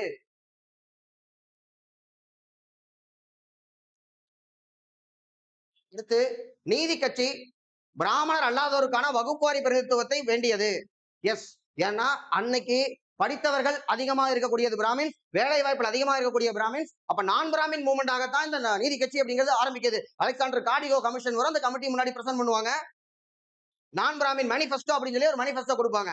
பெரியாரின் வேண்டுதலான வகுப்புவாரி பிரதிநிதித்துவம் காங்கிரஸால் நிராகரிக்கப்பட்ட காரணத்தால் பெரியார் காங்கிரஸ்ல இருந்து விலகினார். எஸ், பெரியார் காங்கிரஸ் இருந்து விலகிறதுக்கு ஒரு முக்கியமான காரணம், 2 காரணம். ஒன்னு சேரன் மாதவி குருகுலம், இன்னொன்னு வந்து பார்த்தோம்னா அவருடைய வகுப்பாரி பிரதிநிதித்துவ கோரிக்கை நிராகரிக்கப்பட்டது. 2மே சரியான விளக்கம். அடுத்தது ஜஸ்ட் வருஷங்கள். நீதி கட்சி 1916, திராவிட முன்னேற்ற கழகம் DMK பார்த்தோம்னா 49, அது திக பார்த்தோம்னா 44, சுயமரியாதை இயக்கம் வந்து பார்த்தோம்னா 1925. ஜஸ்ட் இயர்ஸ் தான், ஏற்கனவே இந்த ஸ்டோரி சொல்லியிருக்கேன் நான். அடுத்து பெரியாரை பொறுத்த வரைக்கும் 1925ல பெரியார் வந்து வெளியில வர்றாரு. 25ல காங்கிரஸ் விட்டு வெளியே வந்த பெரியார் சுயமரியாதை இயக்கத்தை ஆரம்பிக்கிறார். சுயமரியாதை இயக்கத்தினுடைய அபிஷியல் பேப்பராக இருக்கக்கூடியது நமக்கு அவருடைய பத்திரிகைகள் அடுத்து வச்சிருப்பேன் நினைக்கிறேன். குடியரசு, ரிவோல்ட், புரட்சி, பகுத்தறிவு, விடுதலை. இப்ப கூட கேட்டாங்க எக்ஸாம்ல குரூப் 1 பிரிலிம்ஸ்ல. இது ஒரு தடவை கேட்கல, பல தடவை கேட்டாங்க. 10th புக்ல ஒரே பக்கம் தான் அவரை பத்தி இருக்கும். அந்த ஒரு பக்கத்துல இருந்து அவ்வளவு கேள்வி வரி கேட்கப்பட்டு விட்டது. இதுக்கு நான் வந்து படிச்சு பார்த்தா ஞாபகம் இல்லை, ஒரு கோடு வச்சிருந்தேன், குறிவாத்து புல்லட்டை பக்குவமா விடணும் அப்படின்னு சொல்லிட்டு. சோ குடியரசு, ரிவோல்ட், புல்லட்டு, புரட்சி, அதுக்கப்புறம் பக்குவமா பகுத்தறிவு, விடுதலை. அப்ப இதுல இயர் ஞாபகம் வச்சுக்கிறது பார்த்தோம்னா 25, 28, 33, 34, 35, இது 3 வரிசையா இருக்கு. அப்ப புரட்சி, பகுத்தறிவு, விடுதலை. இந்த இடத்துல குடியரசு, ரிவோல்ட். அப்ப குறிவாத்து புல்லட்டை பக்குவமா விடணும் அப்படின்னு நான் ஞாபகம் வச்சுக்கிட்டேன். உங்களுக்கு ஏதாவது தோதான கோடு இருந்தா ஞாபகம் வச்சுக்கோங்க, ஆர்டர் தெரிஞ்சா போதும். இதுல சுயமரியாதை இயக்கத்தினுடைய அபிஷியல் பேப்பர் என்னன்னு பார்த்தோம்னா நமக்கு குடியரசு அப்படிங்கிறதான். அண்ணாதுரை பெரியார் கிட்ட வந்து சேரும் பொழுது குடியரசு மற்றும் ரிவோல்ட், குடியரசு மற்றும் விடுதலை, இந்த பத்திரிகைகள் ரெண்டும், விடுதலை 35 ஆரம்பிக்கப்படுகிறது, குடியரசு, விடுதலை, இந்த 2 பத்திரிகையினுடைய துணை ஆசிரியராக வேலைக்கு சேர்றார். அங்க இருந்துதான் 1937ல சுயமரியாதை இயக்கத்தினுடைய துறையூர் மாநாட்டிற்கு தலைமை தாங்குகிறார் அண்ணாதுரை. அதுக்கு முன்னாடி 3 முக்கியமான முதல் 3 சுயமரியாதை இயக்க மாநாடுகள் 25ல பெரியார் வந்து ஆரம்பிச்சாலும் 25லயே மாநாடு நடக்கல, 29 தான் நடக்குது. 1929 செங்கல்பட்டுல நடக்குது மாநாடு. இந்த செங்கல்பட்டு மாநாட்டுல பெண்களுக்கு சொத்துரிமை வேணும் அப்படின்னு கொண்டு வர்றாரு. ஆனால் அந்த தீர்மானம் சட்டமாக வருவதற்கு 60 ஆண்டுகள் ஆகிவிட்டது. 1989 கருணாநிதியே தன்னுடைய அறிக்கையை சொல்லியிருக்காரு, இந்த சட்டம் நிறைவேற்றப்படும் பொழுது 89ல அவர் தான் முதலமைச்சர். 60 ஆண்டுகள் ஆகிவிட்டதே. 29ல பெரியாருடைய அவர் கொண்டு வந்த தீர்மானத்தை, அந்த கனவை நம்ம நிறைவேற்றுவதற்கு அப்படின்ட்டு. அதுக்கப்புறம் உச்ச நீதிமன்றனுடைய தீர்ப்பு மூலமா உறுதிப்படுத்தப்பட்டது 2020ல. சோ தமிழ்நாட்டுல நம்ம கொண்டு வந்து 89லே கொண்டு வந்துட்டோம். இந்த முதல் மாநாட்டுக்கு தலைமை தாங்கியவர் WBS சவுந்தரராஜன். அதுக்கப்புறம் 1930 இங்க வடக்கு பக்கம் செங்கல்பட்டு, அதுக்கப்புறம் மேற்கு பக்கம் பார்த்தோம்னா ஈரோட்ல 2வது மாநாடு வைக்கிறாரு 1930ல ஈரோட்ல வந்து பார்க்கும்போது ஈரோட்ல யாருன்னா MR ஜெயக்கர் தலைவர். அதுக்கப்புறம் 31 சண்முகம்னு ஒருத்தர் எங்க போயிட்டாரு அப்படின்னா விருதுநகர் போயிட்டாரு. இந்த பக்கம் நமக்கு டவுன் சவுத்துக்கு வந்து போயிட்டாரு. அப்ப 29, 30, 31 3 மாநாடுகள். அதுக்கப்புறம் தான் நமக்கு துறையூர் மாநாடு, அண்ணாதுரை ஞாபகம். இப்ப 4 மாநாடு ஞாபகம் நம்ம. முக்கியமான ஒண்ணு சுயமரியாதை இயக்க மாநாடு. இது வந்து பார்த்தோம்னா ஜெனரலா இருக்கக்கூடியது ராபர்ட் கால்டுவெல். கால்டுவெல் பொறுத்த வரைக்கும் ஏற்கனவே சொல்லியிருக்கிறேன், 1856 திராவிட மொழிகளின் ஒப்பிலக்கணம் அப்படிங்கிற நூல் எழுதியிருக்காரு. ஏன்னா இவர் தான் திராவிட மொழி குழுமத்தினுடைய ஆய்வுக்கு ஒரு தொடக்கம் சொல்லலாம். இவருக்கு முன்னாடி எல்லிஸ் லைட்டா புள்ளி வச்சாரு, டெவலப் பண்ணவர் ராபர்ட் கால்டுவெல். சோ 1856ல ஒரு 13 மொழிகளை சொல்லியிருக்காரு. அதுல திருந்திய மொழி, திருந்தாமொழி, அது நேத்து வீடியோல சொல்லிட்டேன் நானு. முக்கியமான ஒரு பாயிண்ட் என்னன்னா வடதிராவிடம் அப்படின்னு ஒரு வடதிராவிடத்துல குரூக்கு, மால்டோ, பிராகுய் அப்படின்னு 3 மொழி இருக்கு. ஏன்னா இவர் பிரிக்கும் போது தென்திராவிடம், நடுத்திராவிடம், வடதிராவிடம் பிரிக்கல. இவர் பிரிச்சது என்னன்னா திருந்திய மொழி, திருந்தாமொழி. அதுல பிராகுயின் அப்படின்னு ஒரு மொழி இருக்கு. இந்த பிராகுய் மொழி தற்பொழுது பாகிஸ்தானில் உள்ள பலுசிஸ்தான் பகுதியில் பேசப்படுகிறது. அப்ப ஒரு திராவிட மொழி இந்தியாவிற்கு வெளியில் பேசப்படுகிறது என்றால் அப்ப திராவிடத்தினுடைய அளவு எந்த அளவுக்கு இருக்கும், எந்த அளவுக்கு பரவி இருந்தது அப்படின்னு சொல்லி நம்ம பாத்துக்கலாம். அடுத்து சுந்தரனார் மனோன்மணியம் சுந்தரனான்னு சொன்னதான் நமக்கு தெரியும். தமிழ்தாய் வாழ்த்து இவரோட இதுல இருந்தா நம்ம எடுத்துக்கிறோம். நீராறும் கடல் உடுத்து அப்படிங்கிறது.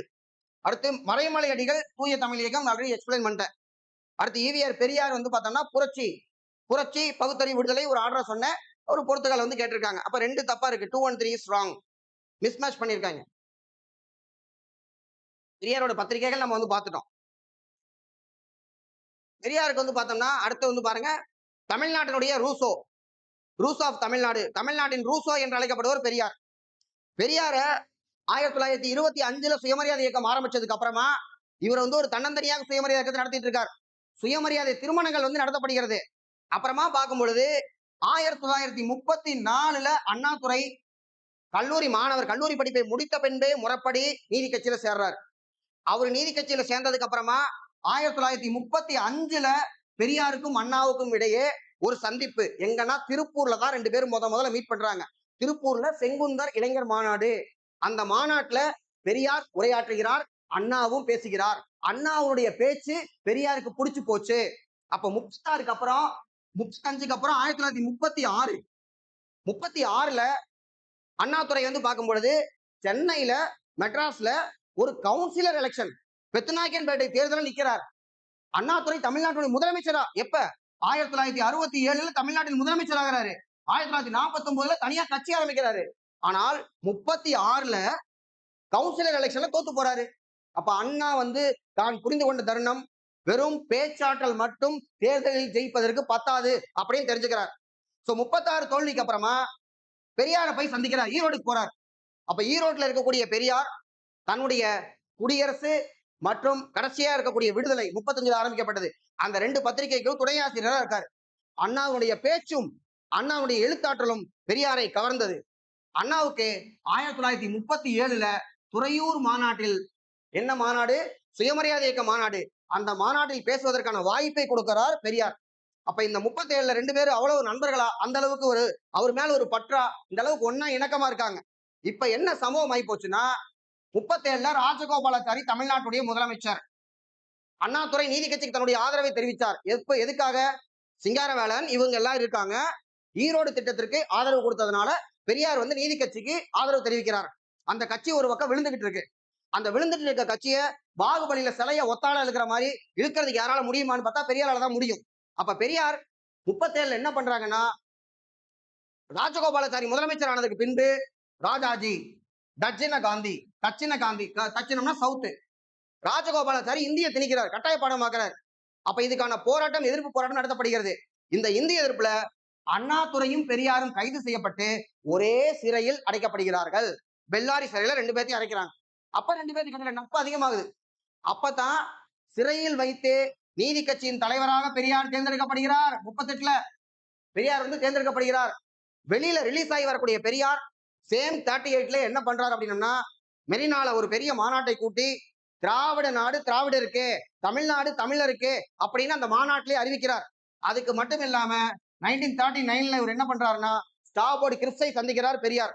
ஸ்டாபோர்டு கிரிப்ஸ்னா கிரிப்ஸ் ப்ரோபோசல் நமக்கு 42 தெரியும். 42 கிரிப்ஸனுடைய தூதுக்குழுவின் அறிக்கையை நம்முடைய மகாத்மா காந்தி பின்தேதியிட்ட காசோலை நிராகரிச்சிருக்காரு. 39 கிரிப்ஸை பார்த்துட்டு திராவிட நாடு தனியா வேணுங்கிறாரு. அது மட்டும் இல்ல 1940 பாம்பே போய் முகமது அலி ஜின்னா பாக்குறாரு. அப்ப கூட அம்பேத்கரும் உட்கார்ந்துருக்காரு. அம்பேத்கர் ஜின்னா வச்சுக்கிட்டு பெரியார் வந்து தனியா நான் திராவிட நாடு கேட்க போறேன் அப்படிங்கிறாரு. அதுக்கப்புறம் மார்ச் மாசம் தான் அவரு ஜின்னா வந்து தனியா பாகிஸ்தான் வேணும்னு கேட்கிறாரு. அந்த மாதிரியான ஒரு பக்கம் செயல்பாடுகள் வந்து போயிட்டு இருக்கு. இப்ப பெரியார் இந்த மாதிரியான அவருடைய இதை கொண்டு போகும்பொழுது 44 நீதி கட்சி அப்படிங்கிற பேரு திராவிடர் கழகம் என்று மாற்றப்படுகிறது. இது மாத்தினதுக்கு அப்புறமா 1945 இது எந்த மாநாடு பார்த்தா சேலம். 45 திருச்சி மாநாடு. திருச்சி மாநாட்டுல கருப்பு சட்டை தீர்மானம் அப்படிங்கிறாங்க. திராவிட கழகத்தார் எல்லாருமே கருப்பு சட்டை போட்டுக்கணும். அண்ணாதுரை சொல்றாரு எல்லாரும் வேண்டாங்க, கழக தோழர்கள் வேணா போட்டுக்கிட்டு யாரையும் வற்புறுத்த வேண்டாம் அப்படிங்கிறாரு. 2 பேருக்கு இடையில ஒரு கருத்து மோதல் அந்த இடத்துல வருது. 1949 பெரியார் மணியம்மையை கல்யாணம் பண்ணிக்கிட்டது விருப்பம் இல்லை. அதனால வெளியில் வர்றாங்க. அண்ணாதுரை பெரியாருடைய சொந்த அண்ணன் பையன் இருக்காரு, ஈவிகே சம்பத் இருக்காரு, அவரு வெளியே வர்றாரு. கூட கருணாநிதி இருக்காரு, தம்பிகள் அனைவருமே இருக்காங்க. எல்லாரும் சேர்ந்து ராபின்சன் பூங்கால கொட்டு மலையில் ஆரம்பிக்கப்பட்டதுதான் திராவிட முன்னேற்ற கழகம். 1949 செப்டம்பர் மாசம் 17 அவருடைய பர்த்டே அன்னைக்கே ஆரம்பிச்சிருக்காங்க 49. சோ பெரியார் தமிழ்நாட்டின் ரூசோ என்று அழைக்கப்படுகிறார். முக்கியமான ஒரு பாயிண்ட், பெண் ஏன் அடிமையானால் 1942 இவர் வந்து எழுதக்கூடிய ஒரு புத்தகம் பெண் ஏன் அடிமையானால் அப்படின்ட்டு. தட்சிண காந்தி நமக்கு ராஜகோபாலாச்சாரி சொல்லியிருக்கேன். ஆங்கில பித்தர் டி.எம். நாயர், ஆங்கில பித்தர் என்று அழைக்கப்படுவர் டி.எம். நாயர். அது மட்டும் இல்ல, டி.எம். நாயரை பெரியார் என்ன சொல்றாரு அப்படின்னு பார்த்தா திராவிட லெனின் அப்படிங்கிறார். லெனின் வந்து ரஷ்ய புரட்சி 1917 ரஷ்யால புரட்சி நடத்தினவர். ஜார் மன்னரை தூக்கி எறிஞ்சுக்கிட்டு தன்னை வந்து பதவியில் அமர்த்தி கொண்டவர் லெனின். அப்போ அந்த திராவிட லெனின் என்று டி.எம். நாயர் சொல்றார் பெரியார். அடுத்து மதுரை காந்தி, இந்த இடத்துல எம்என் கொடுத்திருக்காங்க, ஆக்சுவலா என்எம்ஆர் சுப்ராமன். என்எம்ஆர் சுப்ராமன் மதுரையில் இருக்கக்கூடியவர், வைத்தியநாத ஐயர் மதுரையில் இருக்கக்கூடியவர். இவங்க ரெண்டு பேருமே ராஜகோபாலாச்சாரியுடைய நண்பர்கள்.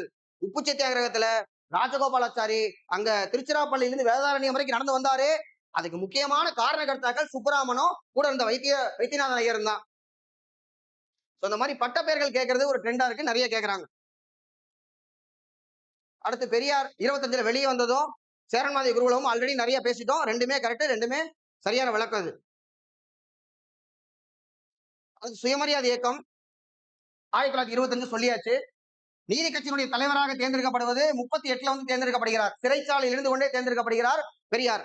நீதி கட்சியில வந்து அவர் வந்து பார்த்தோம்னா உறுப்பினராக சேர்ந்து வரல, கட்சிக்கு தலைவராக தேவைப்படுகிறது. தலைவர் பதவி காலியாக இருக்கிறது வாங்க அப்படின்னு சொல்லிட்டு நீதி கட்சியினுடைய தலைவராகிறார். அதனுடைய பெயர் 44ஆம் ஆண்டு நமக்கு வந்து மாற்றப்படுகிறது திராவிடர் கழகம் என்று. வைக்கம் சத்தியாகிரகம் 1925. அடுத்து தனி திராவிட நாடு கோரிக்கை வந்து பார்த்தோம்னா 38லயே கோரிக்கை வச்சிருவாரு. ஏன்னா மாநாட்டை கூடி கோரிக்கை வைக்கிறார். 39 இருந்து அதை பத்தி பேச ஆரம்பிக்கிறார். தனி திராவிட நாடு கோரிக்கை, தமிழ்நாடு தமிழருக்கு அப்படிங்கிறாரு. இது என்னன்னா 1941 அண்ணாவுக்கு பெரியார் கடையில கிளாஷ் ஆயிருது. அப்படியே சீக்வன்ஸா சொன்னேன் நான். 34 அண்ணா சேர்ந்துட்டாரு. 35 தான் பெரியார் நீதி கட்சிக்கு ஆதரவு தெரிவிச்சாரு. 37 தேர்தல் அவங்களுக்காக வந்து வாக்கு சேகரிக்கும் எல்லாரும் ஓட்டு போடுங்கன்னு கேட்டிருக்காரு. 37 இந்திய எதிர்ப்பு போராட்டத்துக்கு போறாரு. அப்ப அண்ணாவையும் பெரியாரையும் கைது பண்றாங்க. ஏன்னா இவர் செங்குந்தர் மாநாடு 35 மீட் பண்றாங்க. 37 துறையூர் மாநாட்டுல வந்து பார்க்கும் பொழுது அண்ணாதுரைக்கு பெரியார் வாய்ப்பு கொடுக்குறாரு. எப்ப சுயமரியாதை இயக்க மாநாட்டுக்கு தலைமை தாங்க சொல்லி, எப்ப 37ல. அப்ப 37ல இந்த அளவுக்கு க்ளோஸ் ஆயிடுறாங்க. 41ல என்ன நடக்குது அப்படின்னு பார்த்தோம்னா ரெண்டு பேரும் நார்த் இந்தியா போறாங்க. நான் ஹரித்வார் பயணம். நார்த் இந்தியா போயிட்டு அங்க ஒரு காலேஜ்ல பெரியார் வந்து பேச சொல்றாங்க. பெரியார் தமிழ்ல பேசுறத ஆங்கிலத்தில் மொழிபெயர்த்தவர் அண்ணா. ஏற்கனவே அண்ணா தன்னுடைய வாழ்க்கையை அப்படித்தான் தொடங்குறாரு. சென்னை மேயரா இருக்கக்கூடிய பாஷம் அப்படின்னு சொல்லி ஒருத்தர் இருப்பாரு, அவருக்கு மொழிபெயர்ப்பாளராக அண்ணா ஆரம்பிக்கிறார். அப்ப அண்ணாவுடைய தமிழ் புலமை எல்லாத்துக்கும் தெரியும். இங்கிலீஷ்லயுமே அண்ணாதுரை பொழந்து கொள்ளக்கூடியவர். ராஜ்யசபா 1963 ராஜ்யசபாவுக்கு போயிட்டு அவரை பார்க்கணும்னா புள்ள உருவம், அழுக்கு வேட்டி, அழுக்கு சட்டை, மூக்குப்படி போடுறவரு, வெத்தலவாக்கு போடுறவரு, அப்படி ஒருத்தர் வந்து பேசுவதற்கு வாய்ப்பு கேட்டு கன்னி பேச்சுக்கு எந்திரிக்கும் போது எல்லாரும் பார்த்து சிரிக்கிறாங்க. தன்னுடைய பேச்சை அண்ணாதுரை தொடங்குகிறார் 1963. நேரு அப்ப வந்து பிரதமர். அது வரைக்கும் ஒரு வழக்கம் என்னன்னா, யார் பேசிக்கிட்டு இருந்தாலும் லஞ்ச் அவர் வந்துச்சுன்னா எல்லாரும் லஞ்சுக்கு போயிட்டு திரும்பி வந்துதான் பேச ஆரம்பிப்பாங்க. அண்ணாதுரை பேசிக்கிட்டு இருக்காரு, காங்கிரஸ் கட்சியை கழிவு ஊத்திக்கிட்டு இருக்காரு, அவ்வளவு திட்டாரு, இங்கிலீஷ்லயே திட்டாரு. நேரு என்ன பண்ணிருக்காரு, ஒரு சின்ன லெட்டர், ஒரு துண்டு சீட்டு, சர்க்குலர், அண்ணாதுரை தன்னுடைய கன்னி பேச்சை முடிக்க வரைக்கும் ஒருத்தர் எந்திரிச்சு லஞ்சுக்கு போக கூடாது அப்படின்னு பிரதமரே சொல்லியிருக்காரு. அப்படி ரசிச்சு கேட்டிருக்காங்க அண்ணாவுடைய பேச்சு. 1963 ராஜ்யசபால அவர் பேசுற பேச்சு. அப்ப அந்த அண்ணாதுரைய டிரான்ஸ்லேட் பண்ண சொன்னா எப்படி இருந்திருக்கு 41ல. பெரியார் பேசுறதை விட இவங்களுக்கு அண்ணாதுரை பேச்சு புடிச்சு போச்சு. அடுத்து இந்த விஷயத்தை கேள்விப்பட்டு லக்னோ யூனிவர்சிட்டில இருந்து வந்துட்டாங்க பேசணும் அப்படின்ட்டு. நான் இப்பதான்ப்பா ஒரு காலேஜ்ல பேசுறேன்னு பெரியார் சொன்னோன்னே, உங்களை இல்லைங்க உங்க சிஷ்ய புள்ள அண்ணாவை பேச சொல்லுங்க அப்படின்னு கேட்டோன்னே, அண்ணாதுரை மொழிபெயர்க்க வந்தாரே என்று பேசுவதற்காக வரவில்லை அப்படின்னு அண்ணாவுக்கு வந்து கொஞ்சம் கஷ்டமாயி போச்சு. என்னடா குருஜி இப்படி பண்ணிட்டாரே அப்படின்னு. அங்க இருந்து வந்தவர் நேரா ஈரோட்ல இருந்து பொட்டி படிக்கையை காலி பண்ணிட்டு, ஏன்னா அப்ப குடியரசுக்கும் விடுதலையா அவர் பார்த்துக்கிட்டு இருக்காரு, அங்க இருந்து காலி பண்ணிட்டு 42ல இங்க வந்துடுறாரு. எங்க தன்னுடைய ஊரான காஞ்சிபுரத்துக்கே வந்துடுறாரு. எம்ஜிஆருடைய பாடல் ஒரு தம்பி நான் படித்தேன் காஞ்சியிலே அன்று, அந்த காஞ்சி அப்படிங்கிறது அவருடைய ஊர் அப்படிங்கிறதுனால காஞ்சி வந்துட்டு திராவிட நாடு என்ற இதழை தொடங்குகிறார் அண்ணா. அந்த திராவிட நாடுல அவர் எழுதுறது, அதை நிறைய பேர் படிக்கிறது, அதை படிக்க படிக்க படிக்க நிறைய பேருக்கு என்னன்னா அந்த திராவிட நாடு பத்திரிகைக்கு டிமாண்ட் அதிகமாகி பிரஸ் அவருக்கு சொந்தமா தேவைப்படுது. பிரஸ் வைக்கிறது காசு இல்ல, என்ன பண்ணலாம் அப்படின்னு யோசிக்கும் பொழுதுதான் அப்பதான் ஓரிரவு, வேலைக்காரி, சந்திரோதயம் நாடகமா எழுதி தள்ளுறாரு. அதுல இருந்து வந்த பணத்தை வச்சுதான் கொஞ்சம் கொஞ்சமா அண்ணாதுரை வந்து டெவலப் பண்றாரு. பை த டைம் அண்ணாதுரைக்கும் பெரியாருக்கு இருக்கக்கூடிய ஒரே நட்பு, நீதி கட்சியினுடைய தலைவர் பெரியார், பொதுச் செயலாளர் அண்ணாதுரை. 44ல நீதி கட்சி அழகா பெயர் மாற்றம் செய்யப்படுகிறது. ஏன்னா அண்ணாவிற்கு எதிர்ப்பு, பெரியாருக்கு எதிர்ப்பு கிளம்புகிறது. அந்த எதிர்ப்பெல்லாம் மீறி குரு மேல் இருக்க பக்தியை கொஞ்சம் கூட விட்டு கொடுக்காம பேரை வந்து மாத்த வச்சு அழகா கொண்டு போயிட்டு இருக்காங்க. 49ல அண்ணாதுரை திராவிட முன்னேற்ற கழகம் ஆரம்பிக்கிறதுக்கு முன்னாடியே பெரியார் சொல்றார், கழக பெட்டி சாவியை இப்பொழுதே நான் அண்ணாவிடம் கொடுத்து விடுவேன் அப்படிங்கிறார். அப்படி சொன்ன பெரியார் மணியம்மையை திருமணம் செய்து கொண்டு எனக்கு பின்பு கட்சியை பார்த்துக் கொள்வதற்கு ஒருத்தர் வேண்டும் அப்படின்னு சொல்லி சொல்லும் பொழுது அண்ணாவுக்கு வேற வழியே இல்லை, கட்சியை விட்டு வெளியேறினார். திராவிட முன்னேற்ற கழகம் ஆரம்பிச்சார் 49 செப்டம்பர் மாசம் 17ஆம் தேதி. அதுக்கப்புறம் அண்ணாதுரையோட ஸ்டாண்டை எப்படி நம்ம பார்க்கலாம்னா, எதிர்கட்சினா எப்படி வேலை செய்யணும் அப்படின்னு 52 தேர்தல்ல கலந்துக்கல, 52 தேர்தல்ல கலந்துக்கல, 57 தேர்தல்ல அண்ணாதுரை 15 எம்எல்ஏ. இதுக்கு இடையில தான் நான் அடுத்த கேள்வி வச்சிருப்பேன், தமிழ்நாட்டுக்கு தமிழ்நாடு என்ற பெயர் மாற்றம் செய்ய வேண்டும். 52ல 1952ல பொட்டிசிரி ராமுலு என்ன பண்றாரு, ஆந்திராவை பிரிச்சு வேணும் அப்படின்னு கேட்டு உண்ணாவிரதம் இருக்கார். 58 நாள நம்ம உண்ணாவிரதம் இருப்பார், செத்து போயிடுவார். அப்ப இவர் உண்ணாவிரதம் இருந்து இறந்து போறாருல. இதுக்கப்புறமா ஆந்திராவை பிரிச்சு கொடுத்துருவாங்க. 1953 இந்தியாவில் மொழி அடிப்படையில் பிரிக்கப்பட்ட முதல் மாநிலம் ஆந்திரா. அதுக்கப்புறம் ஃபசல் அலி கமிட்டி போட்டு 56ல 14 மாநிலம் 6 யூனியன் பிரதேசம் பிரிக்கப்படுகிறது. அப்ப தமிழ்நாட்டை விட்டு நம்ம மைசூரை தனியா கொடுத்துட்டோம், கேரளா தனியா போயிருச்சு, கர்நாடகா ஒரு பக்கம் வந்துருச்சு, ஆந்திரா வந்துருச்சு, தமிழ்நாடு மட்டும் தனியா தான் இருக்கு 56ல இருந்து. அப்ப தமிழ்நாட்டுக்கு தமிழ்நாடு என்று பெயர் மாற்றினா என்ன தப்பு? மெட்ராஸ் மாகாணம் சொல்றதுக்கு இல்லையே, நம்மளா பிரிச்சுட்டோமே. இதை கேட்டு என்னன்னா உண்ணாவிரதம் இருக்கார் விருதுநகர் சங்கர்லிங்கம். அவர் உண்ணாவிரதம் இருக்கிறது பார்த்தோம்னா கிட்டத்தட்ட 76 நாட்கள், 58 நாள் ஒருத்தர் உயிரோடு இருந்தவர் செத்துட்டாரு. 58 நாள் இருந்தவர். அப்ப 59 60 போக போக போக இவர் செத்துருவாரு தெரியாதா? அவர்கிட்ட போய் அன்னைக்கு 56ல முதலமைச்சராக இருக்கக்கூடிய காமராஜர் சொல்லியிருக்காரு, உண்ணாவிரதத்தை விட்டுருப்பா. கக்கனையா அப்ப உள்துறை அமைச்சர் அவரு போய் சொல்லியிருக்காரு, உண்ணாவிரதத்தை விட்டுருப்பா. அண்ணாதுரை போய் கேட்டார், பெரியார் ஒருத்தர் சொல்லி கேட்கல, பேரை மாத்து நான் உண்ணாவிரத்தை கைவிடுறேன், செத்தே போயிட்டார் 76 நாட்கள். அப்ப அண்ணாதுரை 57ல சட்டமன்ற உறுப்பினர் ஒரு எம்எல்ஏவா உள்ள போறார். 15 எம்எல்ஏ தான் இருக்காங்க. 58ல அண்ணாதுரை தீர்மானம் கொண்டு வர்றார். காமராஜர் முதலமைச்சர், அண்ணாதுரை 15 எம்எல்ஏ வச்சிருக்க ஒரு கட்சியினுடைய தலைவர். 15 எம்எல்ஏ வச்சிருந்தா ஒண்ணுமே பண்ண முடியாது. இருந்தாலும் அவருக்கு தமிழ்நாட்டுக்கு தமிழ்நாடு என்ற பெயர் மாற்றம் செய்ய வேண்டும் தீர்மானம் கொண்டு வர்றார். அந்த தீர்மானம் ஆப்வியஸ்லி தோற்கடிக்கப்பட்டது. 150 பேர் இருக்கக்கூடிய காங்கிரஸ் கட்சி எந்திரிச்சு நிக்கிறாங்க, தமிழ்நாடு என்று பெயர் மாற்றம் செய்ய வேண்டாம். அண்ணாதுரை கேட்கிறாரு, தமிழ்நாட்டிற்கு தமிழ்நாடு என்று பெயர் மாற்றம் செய்ய வேண்டாம் என்று சொல்லக்கூடிய 150 தமிழர்களை எங்கிருந்து நீங்க புடிச்சு வந்தீங்க அப்படின்னு அண்ணாதுரை நேருக்கு நேரா காமராஜரை பத்தி கேட்கிறார். 58ல இந்த மாதிரி சம்பவம் நடக்குது. இதுக்கப்புறம் என்னன்னா 1962 தேர்தல். இந்த 62 தேர்தல்ல 50 பேர் ஜெயிக்கிறாங்க. 50 பேர். இந்த 50 பேர்ல ஏற்கனவே உள்ள போன 15 பேர்ல 14 பேர் தோத்து போயிடுறாங்க. அண்ணாவும் தோத்து விடுகிறார். ஜெயிச்சது ஒரே ஒருத்தர், அது கலைஞர் கருணாநிதி. 62ல அப்படி ஒரு வரலாறு. அப்ப அண்ணாவே தோத்துட்டாரு, கட்சியினுடைய தலைவர் தோத்து விட்டார். ஆனாலும் 50 எம்எல்ஏ 62 50 எம்எல்ஏ இருக்கும் பொழுது அண்ணாதுரை 63ல ராஜ்யசபா போறார். இதுக்கப்புறம் 1967 தேர்தல். 1967 தேர்தலுக்கு அண்ணாதுரைக்கு ஆதரவாக 1957 இருந்தே பணியாற்ற தொடங்கிவிட்டார் ராஜகோபாலாச்சாரியார். சாணக்கியருடைய வரலாறு என்னன்னா, தனநந்தரிடம், நந்த வம்சத்துடைய கடைசி அரசரான தனநந்தரிடம் பணிபுரிந்தவர்.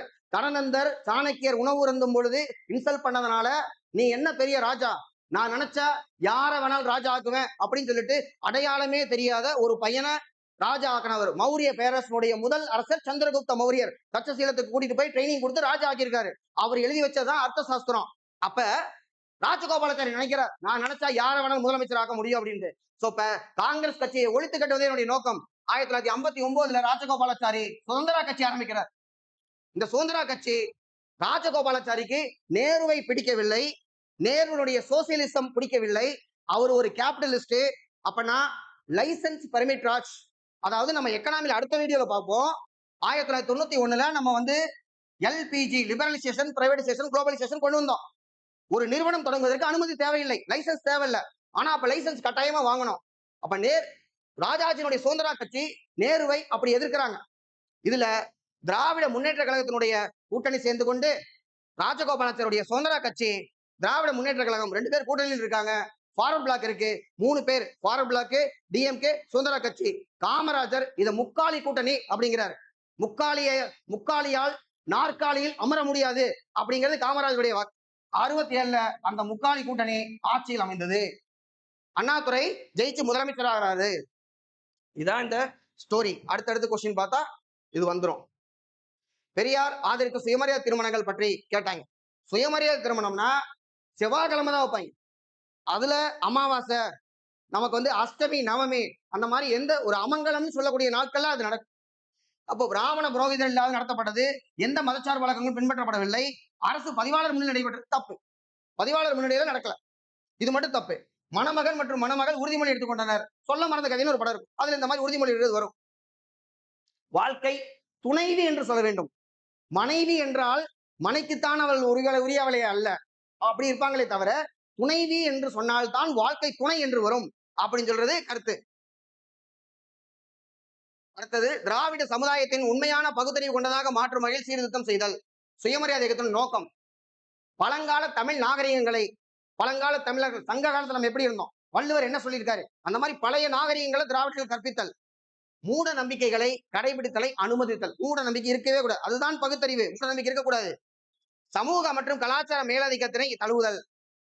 சமூகத்துல கலாச்சார மேலாதிக்கம் இருக்கக்கூடாது, எல்லாருமே சமம். அப்ப இது ரெண்டு வராது. 1 and 2 கரெக்ட். அடுத்து, விருதுநகர் சங்கரலிங்கம் தியாகி சங்கரலிங்கனார் 76 நாட்கள். எவ்வளவு நாள் கேட்டிருக்கேன்? 76 நாட்கள். அடுத்து, இந்திய எதிர்ப்புக்காக உயிர் விட்டவர்கள். நமக்கு அந்நியன் படத்துல ஒரு டைலாக் வரும். அதுல வந்து விக்ரம் சார் வந்து லவ் லெட்டர் எழுத சொன்னா அவர் என்ன பண்ணிடுவாரு, ஸ்கேல்லாம் வச்சு மார்ஜின்லாம் போட்டு பக்கம் பக்கமா எழுதுவார். அப்ப விவேக் சார் காமெடியில் வரும். லவ் லெட்டர் எழுத சொன்னா தாளமுத்து நடராஜன் மாளிகையில குமாஸ்தா வேலைக்கு லெட்டர் எழுதுற மாதிரி எழுதுற, அப்ளிகேஷன் போற மாதிரி எழுதுறேன்னு. அப்பதான் என்னடா தாளமுத்து நடராஜன் யார்? தாளமுத்து நடராஜன் இவங்க 2 பேருமே இந்திய எதிர்ப்பு போராட்டத்தில் வந்து உயிர் விட்டவர்கள். இந்திய திணிப்பை எதிர்த்து போராட்டம் நடத்தி முதலில் உயிர் நீத்தவர்கள் தாளமுத்து நடராஜன் அப்படிங்கிறது இருக்கார். அடுத்து, அண்ணாதுரை தலைமையில் சுயமரியாதை மாநாடு எங்க நடைபெற்றது? தவறானது கேட்டிருக்கேன். துறையூர். 1937. ஏற்கனவே சொல்லிட்டேன் நான். 37 துறையூர் மாநாட்டுக்கு வாய்ப்பு கொடுத்திருக்கார் பெரியார். பாரதிதாசன் அண்ணாதுரையை அறிஞர் என பட்டம் சூட்டியது. இல்ல, சென்னையில தான் அவருக்கு வந்து என்னன்னா பட்டம் சூட்டியிருக்கார். அறிஞர் அண்ணா என்று அழைக்கப்படுகிறார். நடமாடும் பல்கலைக்கழகம் கன்னிமாரா நூலகத்தை கரைத்து குடித்தவர் அண்ணாதுரை. நீதி கட்சி திராவிடர் கழகம் என பெயர் சூட்டப்பட்டது. எங்க? சேலத்துலதான் வரும், ஈரோடு வராது. அடுத்து, கருப்பு சட்டை தீர்மானம் திருச்சியில 45ல. கருப்பு சட்டை தீர்மானம் திருச்சியில. அப்ப இது 3 4 தவறான ஒன்று.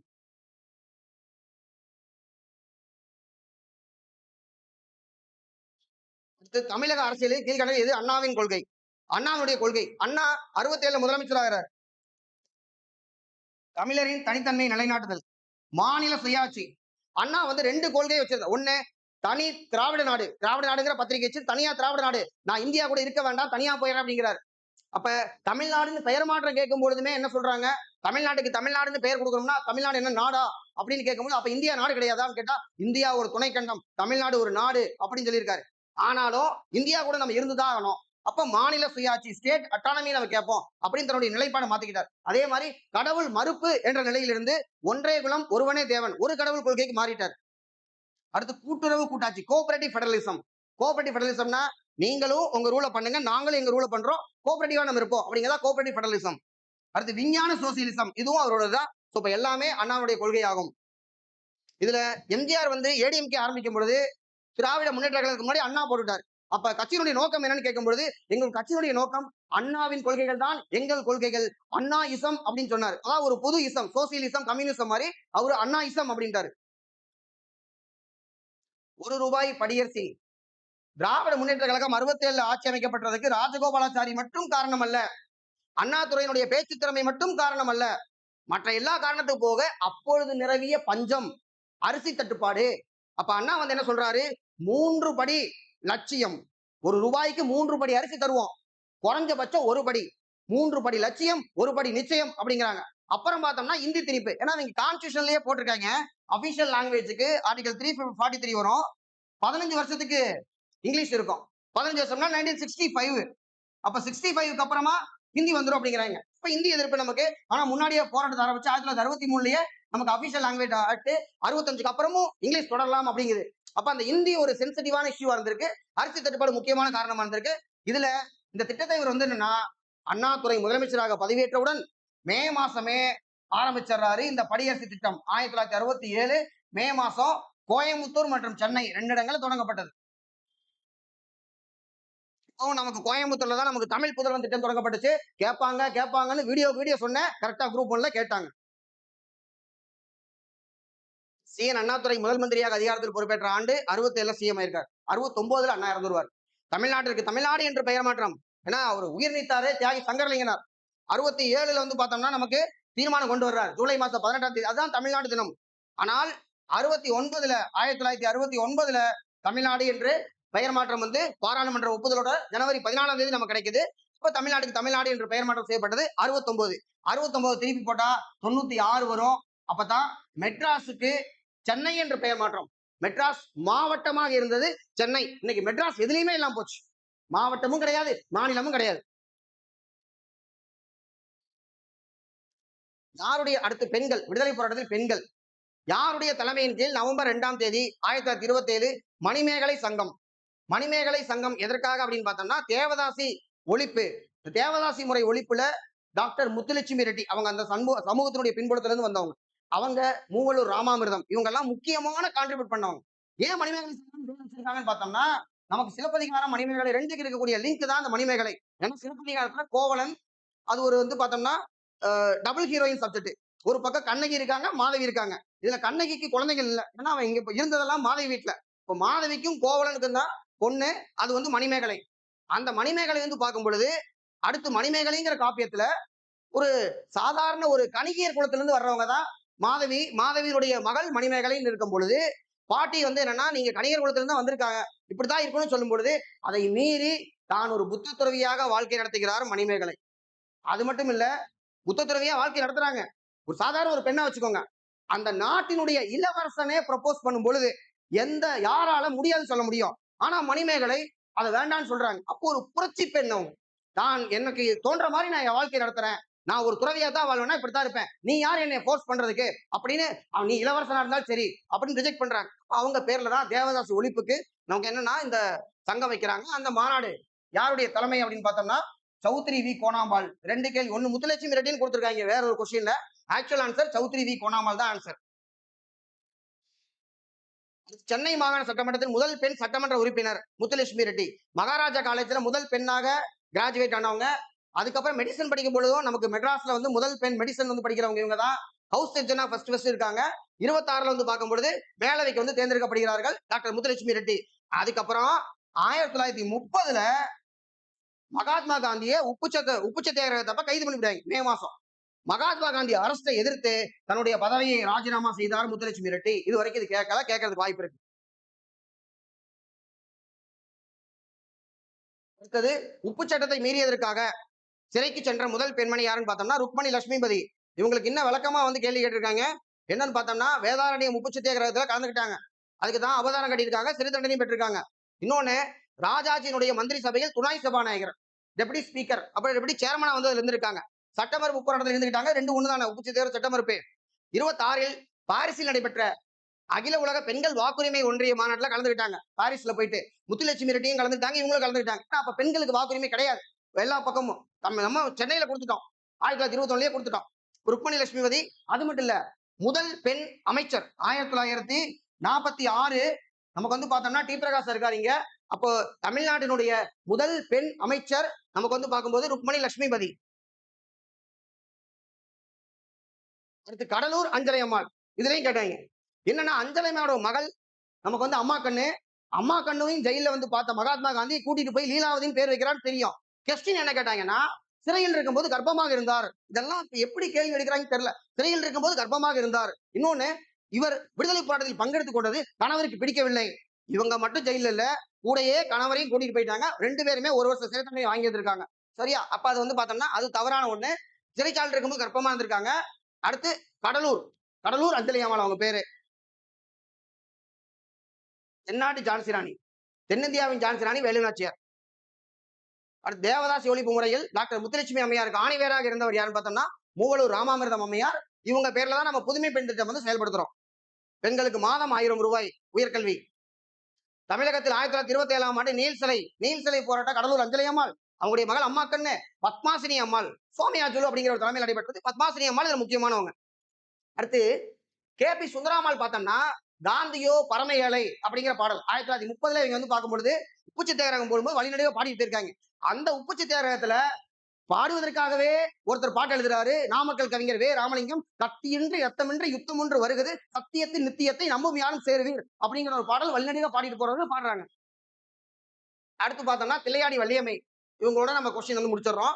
தில்லையாடி வள்ளியம்மையை பொறுத்த வரைக்கும் சவுத் ஆப்பிரிக்கால என்ன சொல்றாங்கன்னா, கிறிஸ்டியன் முறைப்படி நடக்கக்கூடிய திருமணம் பண்ணா செல்லும், மற்ற திருமணம் செல்லாது அப்படிங்கிறாங்க. ஒரு தாய் தந்தருடைய திருமணம் செல்லவில்லை என்றால் குழந்தைகளுக்கு என்ன பேர் வரும்? மகாத்மா காந்தி இதை ஓப்பனா வந்து பேசுறாரு பப்ளிக்ல, இப்படி சொல்றாங்க அப்படின்னு எல்லாத்துக்கும் சரியான கோவம், வாங்க போராடலாம் அப்படிங்கிறாங்க. அதுல கூட்டத்துல ஒருத்தர் எந்திரிச்சு கேப்பா, நீங்க போராடலாம் சொல்றீங்க, ஜெயிலுக்கு போறதுனா உனக்கு என்னன்னு தெரியுமா? ஜெயில எப்படி அடிப்பாங்க தெரியுமா? ஜெயில எப்படி கொடுமைப்படுத்துவாங்க தெரியுமா? அப்படிலாம் கேட்ட உடனே மகாத்மா காந்தி ஒரே ஒரு ஸ்டேட்மெண்ட் கொடுப்பாரு. அது வந்து பார்த்தோம்னா அது ஒரு வேர்ல்டு ஃபேமஸான speech. They can truck my bone, என்னோட எலும்பை உடைச்செறியலாம். They can torture my body, என்னுடைய உடம்பை டார்ச்சர் பண்ணலாம். They can even kill me, என்னை கொல்ல முடியும். But they cannot have my obedience, என்னுடைய மரியாதையை அவன் கொஞ்சம் கூட வாங்க முடியாது. They can have my dead body, அவன் உடம்பத்தான் வச்சிருக்க முடியுமே தவிர என்னுடைய மரியாதையை ஒருபோது வச்சிருக்க முடியாது. என்ன பண்ணி விடுவான் அப்படின்னு மகாத்மா காந்தி கேட்ட போது மெய் சிலிர்த்து போச்சு. அதை கேட்டவங்களுக்கு தில்லையாடி வள்ளியம்மை அப்படிப்பட்டவங்க தான். சிறைவாசம் உனக்கு கஷ்டமா இருக்கா அப்படின்னு கேட்டதுக்கு, மீண்டும் நான் சிறைக்கு செல்ல தயார் அப்படின்னு அந்த பொண்ணு செஞ்சிருக்கும் போது சொல்லும் பொழுது மகாத்மா காந்திக்கு என்ன ஒரு உள்ள உறுதிப்பாடு அப்படின்னு. தில்லையாடி அப்படிங்கிறது தஞ்சாவூர் பக்கம் இருக்கக்கூடிய ஊரு. ஆனா அவங்க சவுத் ஆப்பிரிக்கால இருக்கவங்க. சவுத் ஆப்பிரிக்கால இனவெறிக்கு எதிராக போராடியவர்கள் முக்கியமான ஒரு பொண்ணு. 16 வயசு தான், இறந்து போயிடுறாங்க. போராட்டத்தில் இறந்து போனார். மகாத்மா காந்தி தன்னுடைய எங்க இந்தியால இதை பத்தி எழுதியிருக்காரு. காந்தியோட ஆரம்ப காலத்தில் வேலை செய்தவர். எல்லாமே சரியான ஒண்ணு. சோ இதோட யூனிட் 6ஓட ஹிஸ்டரி பார்ட்டை வந்து நம்ம வந்து முடிச்சுக்கலாம். அடுத்து லிட்ரேச்சர் பார்ட் இருக்கு. அடுத்த வீடியோ நம்ம பார்க்க போறதுன்னா எக்கனாமி. சோ தொடர்ந்து பாருங்க, நல்லா ரிவிஷன் பண்ணுங்க, ஃபயரா இருங்க. தேங்க்யூ.